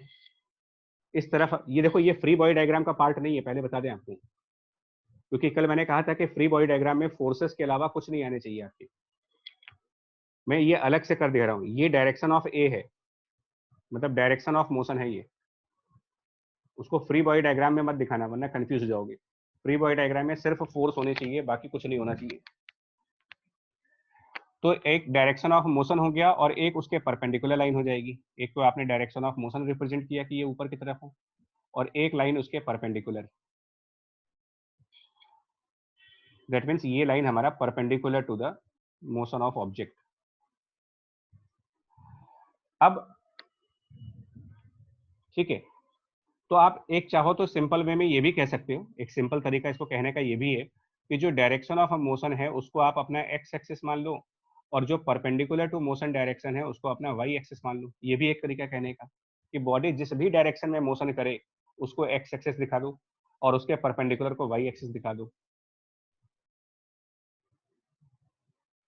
तो अब आप बताओगे इसमें से किसको रिजॉल्व करना होगा। पीछे टिप नंबर 1 को फॉलो करो। ऐसा कौन सा फोर्स आपको इसमें दिख रहा है जो एक्सेलरेशन के नॉन परपेंडिकुलर है? mg है ना, साफ mg दिख रहा है आपको, mg। तो mg को रिजॉल्व करना पड़ेगा, mg रिजॉल्व होगा। अब mg को जब रिजॉल्व करेंगे ना तो एक उसका कंपोनेंट n के अपोजिट साइड पर आएगा। ये मैं अलग से फिगर में दिखा दे रहा हूँ, क्लैरिटी के लिए मैं इसको अलग फिगर में दिखा रहा हूँ, कोई कंफ्यूजन नहीं। तो फ्री बॉडी डायग्राम को अलग रखो और उसके बाद मैं अलग से फिगर में आपको ये दिखा रहा हूँ कि हम कौन कौन से फोर्सेस कंसिडर करेंगे। तो एक कैपिटल F की फोर्स आप दिखाओगे ऊपर की तरफ, एक नॉर्मल रिएक्शन की फोर्स आप दिखाओगे इधर की तरफ, और उसके अलावा mg के कंपोनेंट। तो mg का एक कंपोनेंट डाउन द प्लेन आता है और एक कंपोनेंट परपेंडिकुलर टू प्लेन आता है। अब कितने कंपोनेंट्स आएंगे इसमें भी प्रॉब्लम होती है लोगों को सॉल्व करने में, जिनका कंपोनेंट वाला टॉपिक वीक होगा या रिवाइज नहीं होगा। तो F और N दिखाने के बाद mg का परपेंडिकुलर वाला कंपोनेंट ये हमेशा mg cos थीटा दिखाएंगे, और इधर जो प्लेन के अलोंग होता है ये mg sin थीटा। ये कंपोनेंट्स हो गए। कंपोनेंट्स होने के बाद आपने ये देखा, फिर से एक बार देखा कि ये चीज हमारी मोशन की डायरेक्शन है, मतलब बॉडी का मोशन इस डायरेक्शन में हो रहा है, और इसके परपेंडिकुलर साइड यानी कि जो नॉर्मल की साइड है इधर में बॉडी का कोई मोशन नहीं हो रहा है इस तरफ, यानी यहाँ पर नो मोशन। एक तरफ मोशन होगा एक तरफ नहीं होगा। तो जिस साइड बॉडी का मोशन नहीं है उस तरफ तो बॉडी रेस्ट पे मानते हैं, यानी उस तरफ फोर्सेस बैलेंस कर देते हैं। तो जिस तरफ बॉडी में मोशन नहीं है वहां पर फोर्सेस को बैलेंस करके इक्वेशन बनाएंगे, मतलब कि नॉर्मल को mg cos थीटा से बैलेंस कर देंगे। ये हो जाएगी हमारी फर्स्ट इक्वेशन। और जिस तरफ मोशन है उसमें हमको देखना पड़ता है कि कैपिटल F ज्यादा होगा या फिर mg sin थीटा ज्यादा होगा, क्योंकि ये बैलेंस नहीं होते। तो ये कैसे पता लगाएंगे कि कौन सा फोर्स ज्यादा है? सर जिस तरफ मोशन होगा उसी तरफ फोर्स ज्यादा होगा। तो अब ए पार्ट पढ़ो। ए पार्ट में कह रहे हैं कि वो यूनिफॉर्म वेलोसिटी से चल रहा है। यूनिफॉर्म वेलोसिटी से क्या बोलोगे, मतलब ए पार्ट में क्या इक्वेशन बनाएंगे? तो बैलेंस कर देंगे। Balance uniform velocity. Uniform velocity मतलब कोई एक्सेलरेशन नहीं है, तो कोई एक्सेलरेशन नहीं मतलब न्यूटन फर्स्ट लॉ, फोर्सेस को बैलेंस करेंगे। तो आप लिखोगे F बराबर mg sin थीटा।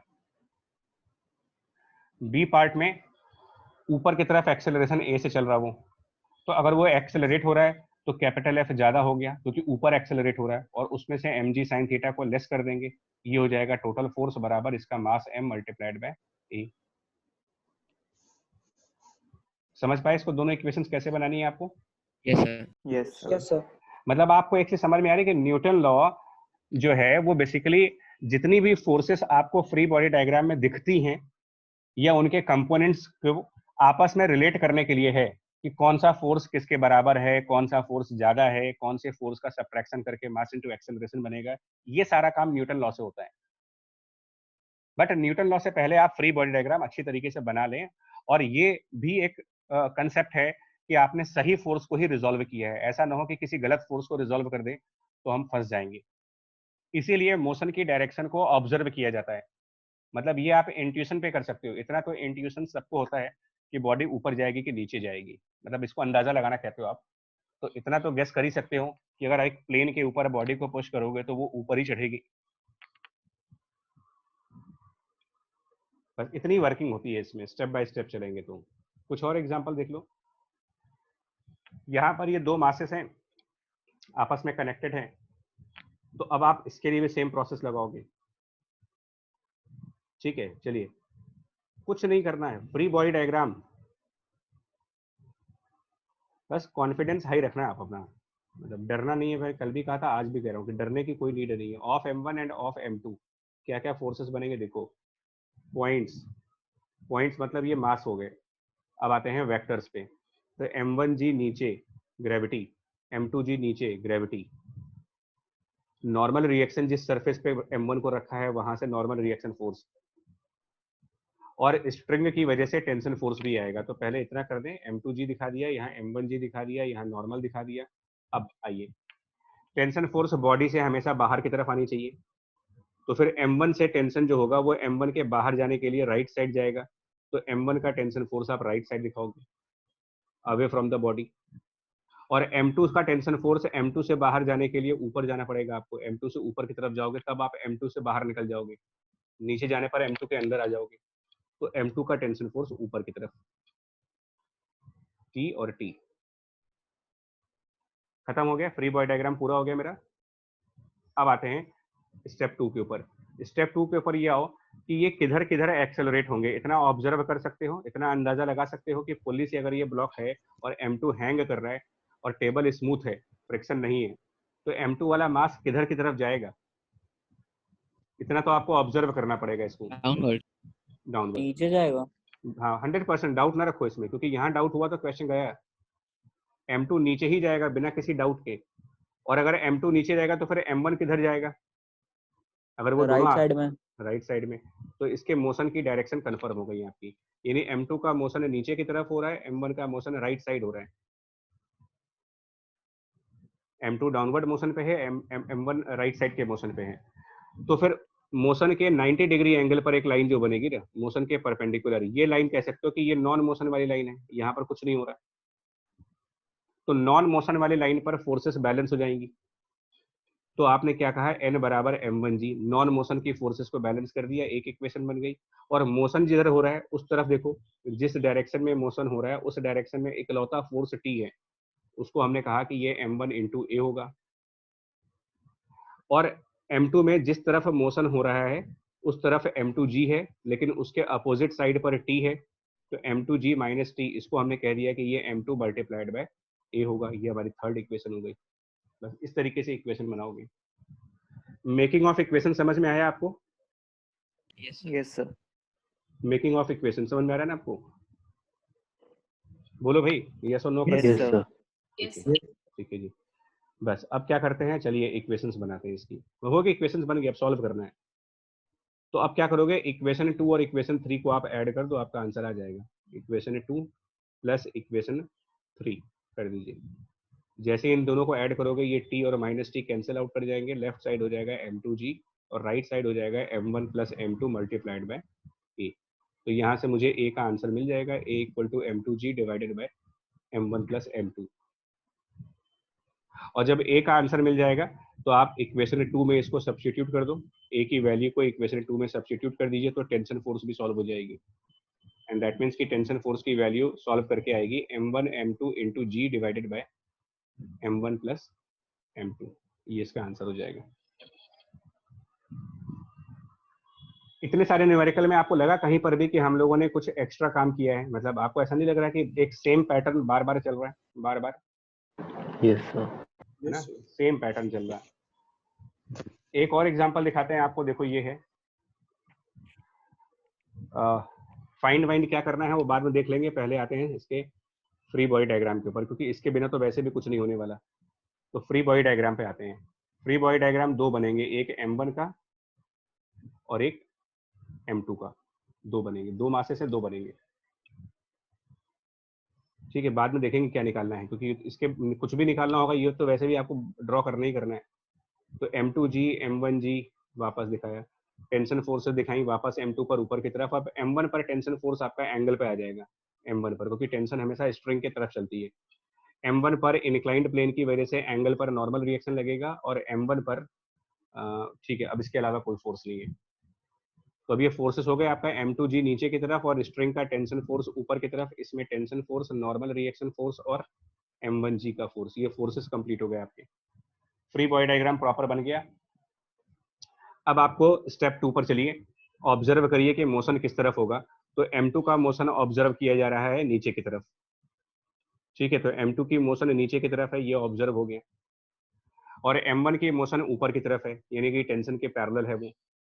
तो M1 की मोशन टेंशन के पैरेलल है, यानी इस तरफ वो मूव कर रहा है, तो उसके परपेंडिकुलर नॉन मोशन होगा, यानी कि M2 इस तरफ मोशन में है और इस तरफ नॉन मोशन में है। अब आप खुद समझ जाओगे क्या क्या करना चाहिए आपको। देखो, मोशन और नॉन मोशन फाइंड किया, अब आते हैं इमीडिएटली इक्वेशंस की तरफ। M2 के लिए क्या इक्वेशन बनाएंगे? देखो, अगर हम इक्वेशन से ड्रॉ करना चाहें फॉर द ब्लॉक M2, तो क्या इक्वेशन बनेगी? So M2G तो minus T equal to हाँ, M2A. M2G माइनस टी बराबर M2A। ठीक है, M2G माइनस टी बराबर M2A, इसके लिए इक्वेशन बन गई। अब आप आओगे इक्वेशन फॉर M1, इसमें दो इक्वेशन बनेंगी, जिधर नॉन मोशन है वहां बैलेंस है और जिधर मोशन है वहां पर बैलेंस नहीं है। लेकिन इसके पहले एक चीज हमसे मिस हो गई, एक काम हमें और करना पड़ेगा। यहाँ पर जो M1G है उसके कंपोनेंट्स करने पड़ेंगे। तो M1G के कंपोनेंट्स यहाँ पर मैं करता हूँ, वो मिस हो गया हमसे। अगर ये थीटा एंगल बन रहा होगा यहाँ पर, तो M1G का ये वाला कंपोनेंट हमेशा कॉस थीटा पे आता है और ये वाला M1G साइन थीटा वाला आता है। अब आप क्या करोगे बताओ? दो इक्वेशंस बनाओ यहाँ पर। तो एक इक्वेशन मोशन की डायरेक्शन के हिसाब से बनता है, तो जो मोशन की डायरेक्शन है उस हिसाब से जब चलोगे तो T minus M1G sine theta, इसको रखेंगे M1 मल्टीप्लाइड बाय A से, और एक नॉन मोशन की डायरेक्शन में बैलेंस कर देंगे। नॉन मोशन में बैलेंसिंग N बराबर M1G cos थीटा। ये तीन इक्वेशंस हो गए, first equation, second equation, third equation. First और टू को आप ऐड कर दो, ऐड कर दीजिए इक्वेशन 1 और 2 को,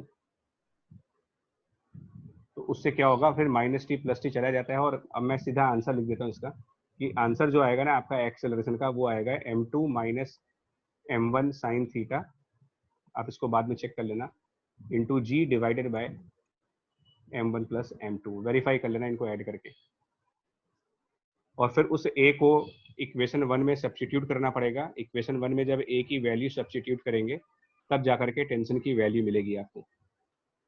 मतलब इक्वेशन साइमल्टेनियस इक्वेशन वाला चैप्टर है, क्लास 9th 10th में जो पढ़ते हो आप, ये कि सॉल्विंग इक्वेशंस कैसे होता है, दो या तीन साइमल्टेनियस इक्वेशंस को एक साथ कैसे सॉल्व किया जाता है, ये वही चीज है। मतलब फिजिक्स यहाँ पर खत्म हो जाती है, इक्वेशंस बनाने के बाद फिजिक्स खत्म हो जाती है। अब आपकी मैथ आ जाती है फिर, कि अब इसमें से आप किसको क्या ऐड करते हो, किसको सब्ट्रैक्ट करते हो, किसमें से किसको सब्स्टिट्यूट करते हो, इसलिए।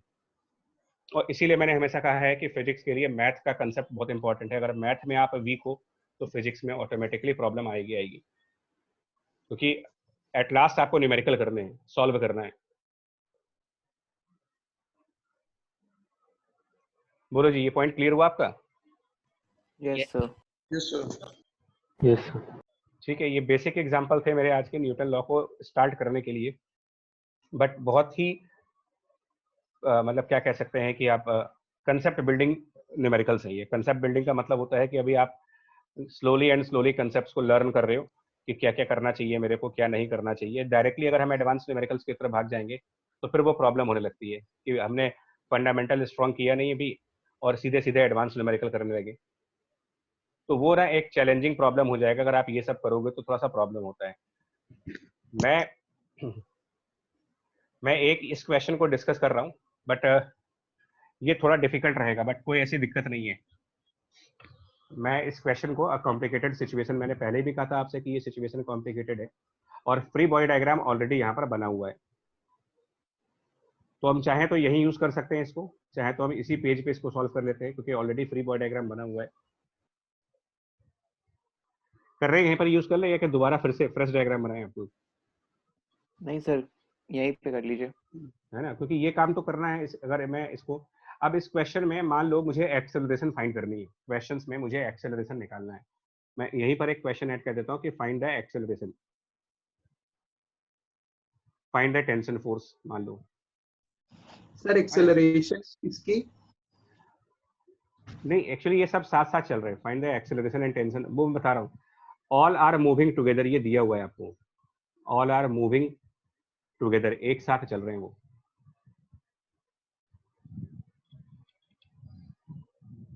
दे ऑल आर मूविंग टुगेदर, ये क्वेश्चन में बोल रहे हैं, मतलब कोई अलग अलग नहीं चल रहा, सब साथ साथ चल रहे हैं।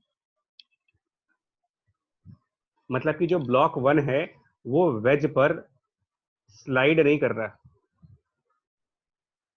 ब्लॉक 1 वेज के ऊपर रखा हुआ है, और ये वेज फॉरवर्ड मोशन करेगा, तो ब्लॉक 1 उस वेज के साथ साथ फॉरवर्ड मोशन करेगा, अलग से कोई मोशन नहीं कर रहा है।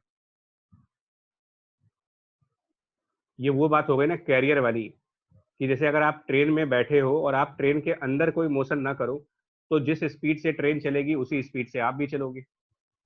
सर हम एक तरीके से मान सकते हैं कि ब्लॉक 1 वेज पे स्टिक्ड है, हाँ, पेस्टेड तो है, वो मतलब हाँ बिल्कुल से, इंक्लाइन हाँ नहीं हो रहा, बिल्कुल बिल्कुल इंक्लाइन बिल्कुल, में मोशन नहीं आ रहा उसमें। राइट, परफेक्ट, कि ब्लॉक 1 वेज पर चिपक गया है, वो ऊपर नीचे नहीं हो पा रहा, ब्लॉक 1 वेज के ऊपर स्टिक कर गया है, पेस्ट कर दिया गया है, ग्लू लगा करके चिपका दिया उसको आपने, अब वो ब्लॉक 1 हिलेगा नहीं वहां से, ये दिया हुआ है क्वेश्चन में।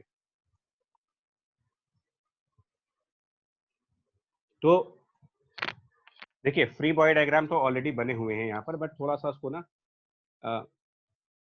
एक बार फिर से ड्रॉ करेंगे, स्पेशली जानबूझ करके रिवीजन करने के लिए। मैं एक बार फिर से इरेज कर रहा हूँ इसको, बट फिर से दिखाएंगे, कोई ऐसी प्रॉब्लम नहीं है मेरे को। तो primary step of numerical is free body diagram. चलते हैं, जितने ब्लॉक दिखे आपको, तो ब्लॉक 2 के लिए बनाइए, ठीक है, ब्लॉक 1 के लिए बनाइए, एंड देन उस वेज के लिए बनाएंगे। मासेस में डिफाइन कर दूं, वेज का मास कैपिटल एम है, ब्लॉक 1 का मास m1 है, और ब्लॉक 2 का मास m2 है। ये क्वेश्चंस में सबको देना पड़ेगा, क्योंकि कल तो हमने फ्री बॉडी डायग्राम लर्न किया था, आज उसके आगे का पार्ट है। तो अब डायग्राम्स में ब्लॉक 2 की जब बात करेंगे, तो ब्लॉक 2 के फ्री बॉडी डायग्राम पे क्या क्या दिखाएंगे, देखो। तो ब्लॉक 2 एक हैंगिंग ब्लॉक है, हैंगिंग ब्लॉक पर दो ही फोर्सेस हो सकती हैं, एक ग्रेविटी की और एक टेंशन की, इसके अलावा कोई और फोर्स हैंगिंग ब्लॉक पर नहीं आ सकता, क्योंकि वो किसी के कांटेक्ट में नहीं है। M2G और टेंशन फोर्स, खत्म हो गया ये।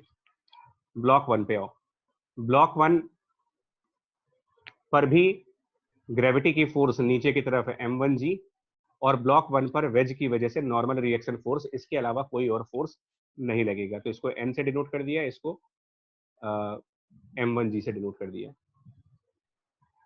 हम इसको स्मूथ मान रहे, फ्रिक्शन वगैरह नहीं मान रहे इसे, क्योंकि अभी हमने फ्रिक्शन पढ़ा भी नहीं है, तो हम आपको कोई भी न्यूमेरिकल फ्रिक्शन वाला नहीं करवाएंगे। और वेज का फ्री बॉडी डायग्राम जब बनाओगे आप, तो सेम पॉइंट कि पहले आपने एक पॉइंट्स दिखाया, पॉइंट से उसको रिप्रेजेंट किया और उस पर फोर्सेस दिखाने स्टार्ट कर दिए, तो उसका वेट कैपिटल mg सबसे पहले नीचे की तरफ, और स्ट्रिंग की वजह से राइट साइड टेंशन फोर्स, अब इतनी देर में आप समझ गए होंगे कि, और उसके राइट साइड एक्चुअली इसमें दो फोर्स होंगे, जानते हो क्यों? दो फोर्स कौन से होंगे राइट साइड डायरेक्शन में, दो फोर्सेस कौन से होंगे? तो मैं ये पुश एंड बता, स्ट्रिंग। राइट, बिल्कुल, वेरी गुड। पुश और एक हाँ, टेंशन का होगा तो सर। एक तो कैपिटल mg हो गया, एक टेंशन हो गया, और वो जो पुश कर रहे हैं कैपिटल F से, वो हो गया। एक फोर्स अभी और वेज के ऊपर है जो मैंने नहीं दिखाया, बताएंगे कौन सा?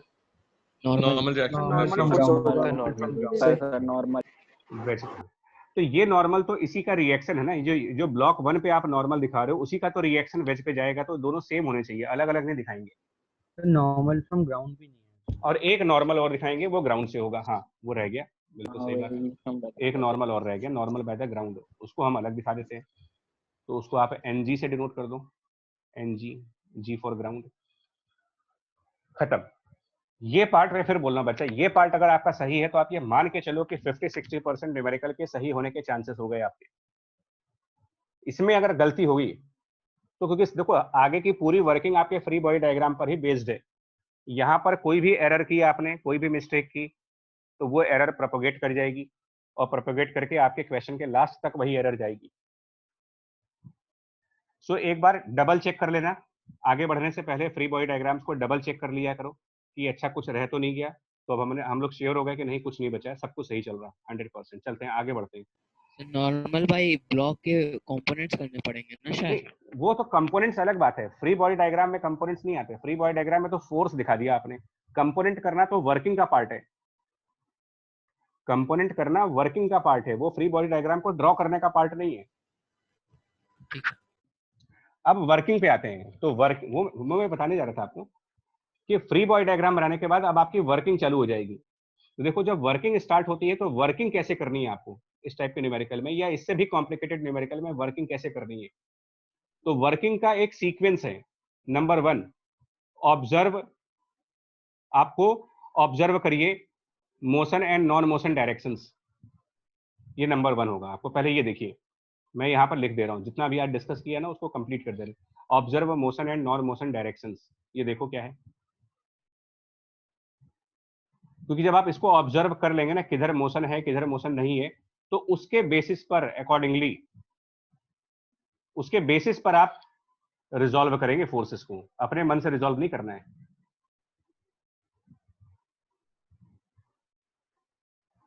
और मैंने अभी आपसे क्या कहा, जो आपकी नॉन मोशन डायरेक्शन हैं, मतलब जिधर मोशन नहीं हो रहा है, नॉन मोशन वाली डायरेक्शन जितनी भी होंगी, वहां पर आपको सिर्फ एक काम करना है, बैलेंस कर दो फोर्सेस को।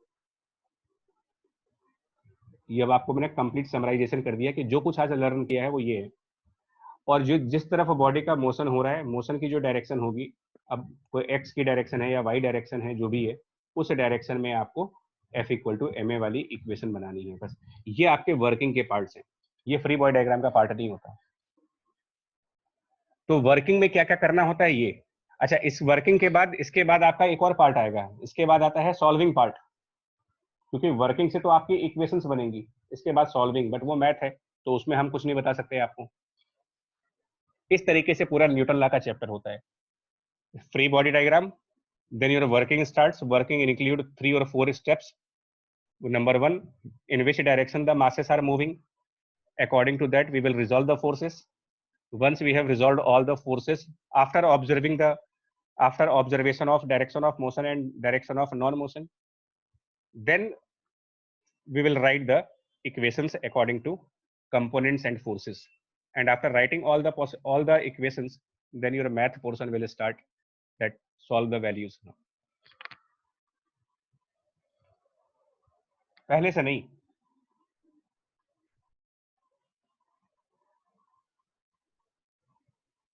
चलिए इक्वेशंस बनाना स्टार्ट करते हैं। ब्लॉक 2 को ऑब्जर्व करिए, सीक्वेंस में फॉलो करो। सीक्वेंस में observe motion and non motion. तो ब्लॉक 2 का मोशन किधर होगा बताइए? डाउनवर्ड्स। तो क्या इक्वेशन बनेगी? तो उसमें रिजॉल्व करने की कोई जरूरत नहीं किसी को, उसमें जरूरत ही नहीं पड़ेगी रिजॉल्व करने की। आपको जरूरत, देखिए ब्लॉक 2 का मोशन नीचे है, बिल्कुल 100% आप सही हो, 100% सही हो। तो जब इसका मोशन नीचे है, मतलब इसकी एक्सेलरेशन नीचे हो रही है, तो हम क्या इक्वेशन लिखेंगे इसके लिए बताओ? m2g minus t is m into a equal to ma. Perfect. m2g minus t equal to ma हो गया इक्वेशन। अब आपका इक्वेशन बनना स्टार्ट हो गई फर्स्ट इक्वेशन। चलिए ब्लॉक 1 को ऑब्जर्व करो, वो किधर जाएगा? ब्लॉक 1 वेज, हाँ ब्लॉक 1 वेज के ऊपर स्टिक है, स्टिक कर दिया है, तो जिधर वेज जाएगा उधर ही तो जाओगे। वेज का मोशन किधर होगा? वेज का मोशन किधर होगा? तो वेज किधर जाएगा? राइट साइड, राइट साइड जाएगा। तो इसका मतलब ब्लॉक 1 भी राइट साइड जाएगा फिर, क्योंकि वो उसी वेज पर रखा है आपने। भाई ट्रेन जिधर जाएगी, ट्रेन के अंदर बैठे हुए लोग भी तो उधर ही जाएंगे, तो इसका एक्सेलरेशन राइट है। अब इस हिसाब से पता लगाओ किसको रिजॉल्व करना चाहिए आपको, बताओ एन को करोगे कि एमजी को करोगे? पीछे क्या n को करेंगे, बिल्कुल n को करेंगे सर, बिल्कुल सही, परफेक्ट। पीछे हमने यही बताया था आपको, परपेंडिकुलर सर। हाँ, नॉन परपेंडिकुलर वाले को रिजॉल्व करिए, mg तो परपेंडिकुलर है ही एक ही, तो उसको क्यों टच करें? तो आप n को रिजॉल्व करेंगे। अब रिजॉल्व करने के लिए एंगल की जरूरत पड़ती है। तो अब आप ये देखो कि ये n वर्टिकल से कितने एंगल पर है, क्योंकि रिजॉल्व बिना एंगल के तो होता नहीं है। तो ये n वर्टिकल से कितने एंगल पर है ये देखना पड़ेगा आपको। मैं तो फिलहाल इसको थीटा कह दे रहा हूँ, लेकिन मैं ये वर्किंग आपके लिए छोड़ दे रहा हूँ कि आप ये प्रूफ करना कि जो नॉर्मल m1 पे आप दिखाओगे ये वर्टिकल से थीटा एंगल पर होगा। मतलब ये लाइन, ये जो वेज के परपेंडिकुलर लाइन बनेगी, इस लाइन का वर्टिकल डायरेक्शन से जो एंगल बनेगा वो थीटा बनेगा। ये आपको प्रूफ करना है। मैं तो प्रूफ कर चुका हूँ। ये एंगल थीटा हो, अगर वेज का एंगल अगर थीटा मान ले, अगर वेज का एंगल थीटा है तो ये नॉर्मल वर्टिकल से थीटा एंगल बनाएगा। ये आपको प्रूफ करना पड़ेगा। और मैं और हिंट कर सकता हूँ, यहाँ पर एक लाइन बना दे रहा हूँ, तो अब आप अपने आप देख सकते हो, अपने आप ये प्रूफ कर सकते हो कि ये एंगल थीटा कैसे बनेगा। ठीक है, देख लीजिएगा इसको। बन जाएगा वो, मतलब इसमें ऐसे कोई डरने वाली बात नहीं है। देखो मैथ तो आएगी ही है भाई, बिना मैथ के कैसे चलोगे यार, बिना मैथ के तो फिजिक्स होती नहीं है। तो मैथ के बहुत सारे पोर्शंस आएंगे। मैं बार बार आप लोगों से कह रहा हूँ कि मैथ को अच्छी तरीके से स्ट्रॉन्ग करिए अपना।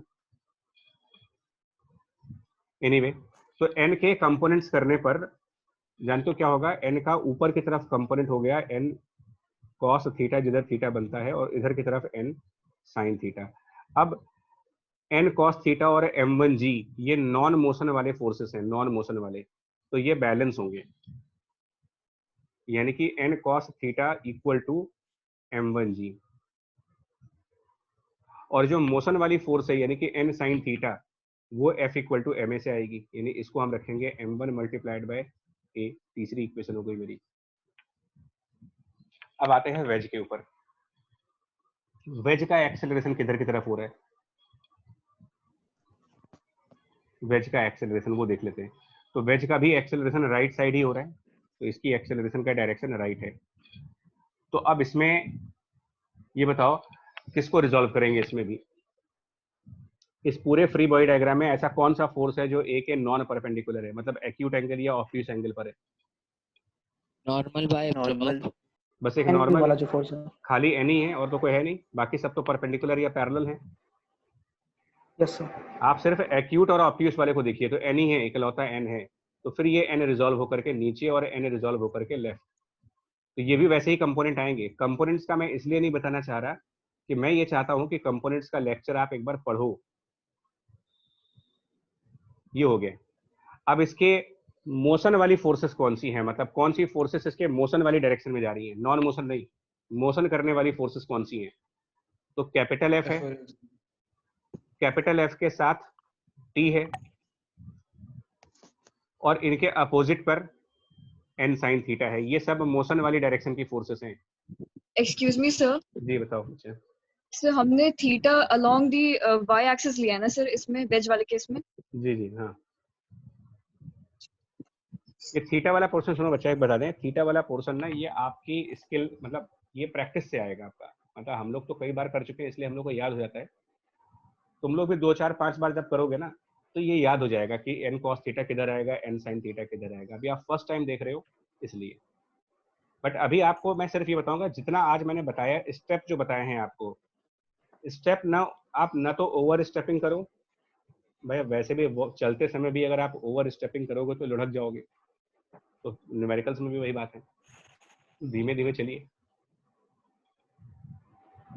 तो ये वेज की इक्वेशन लिख रहे हैं यार। वेज की equation F plus T minus N sine theta हो गया, और equal to mass of wedge capital M into acceleration. ये चौथी इक्वेशन हो गई।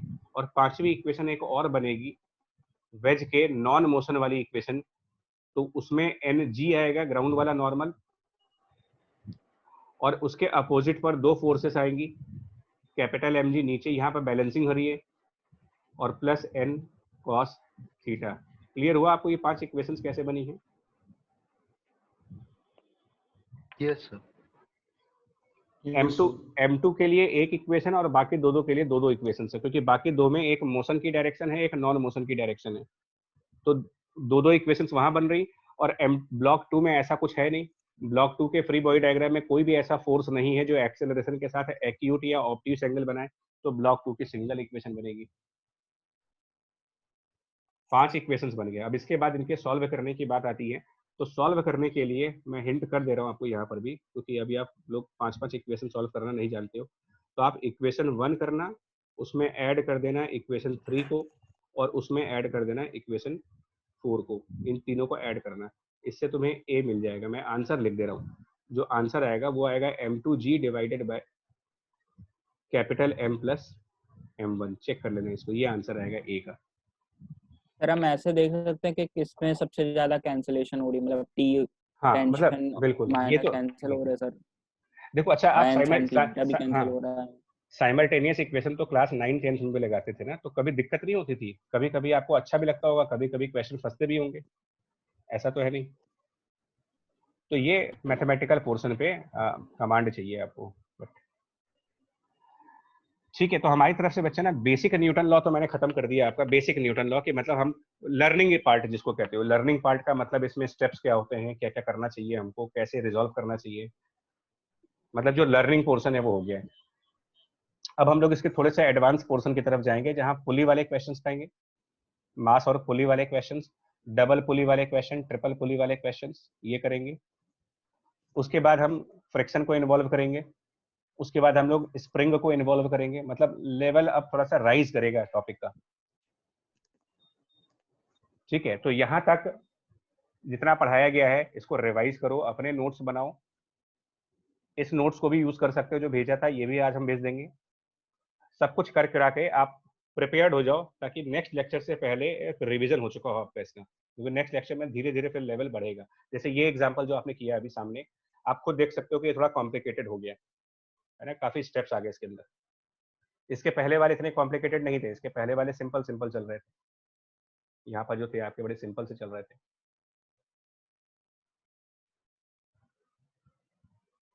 ठीक है जी।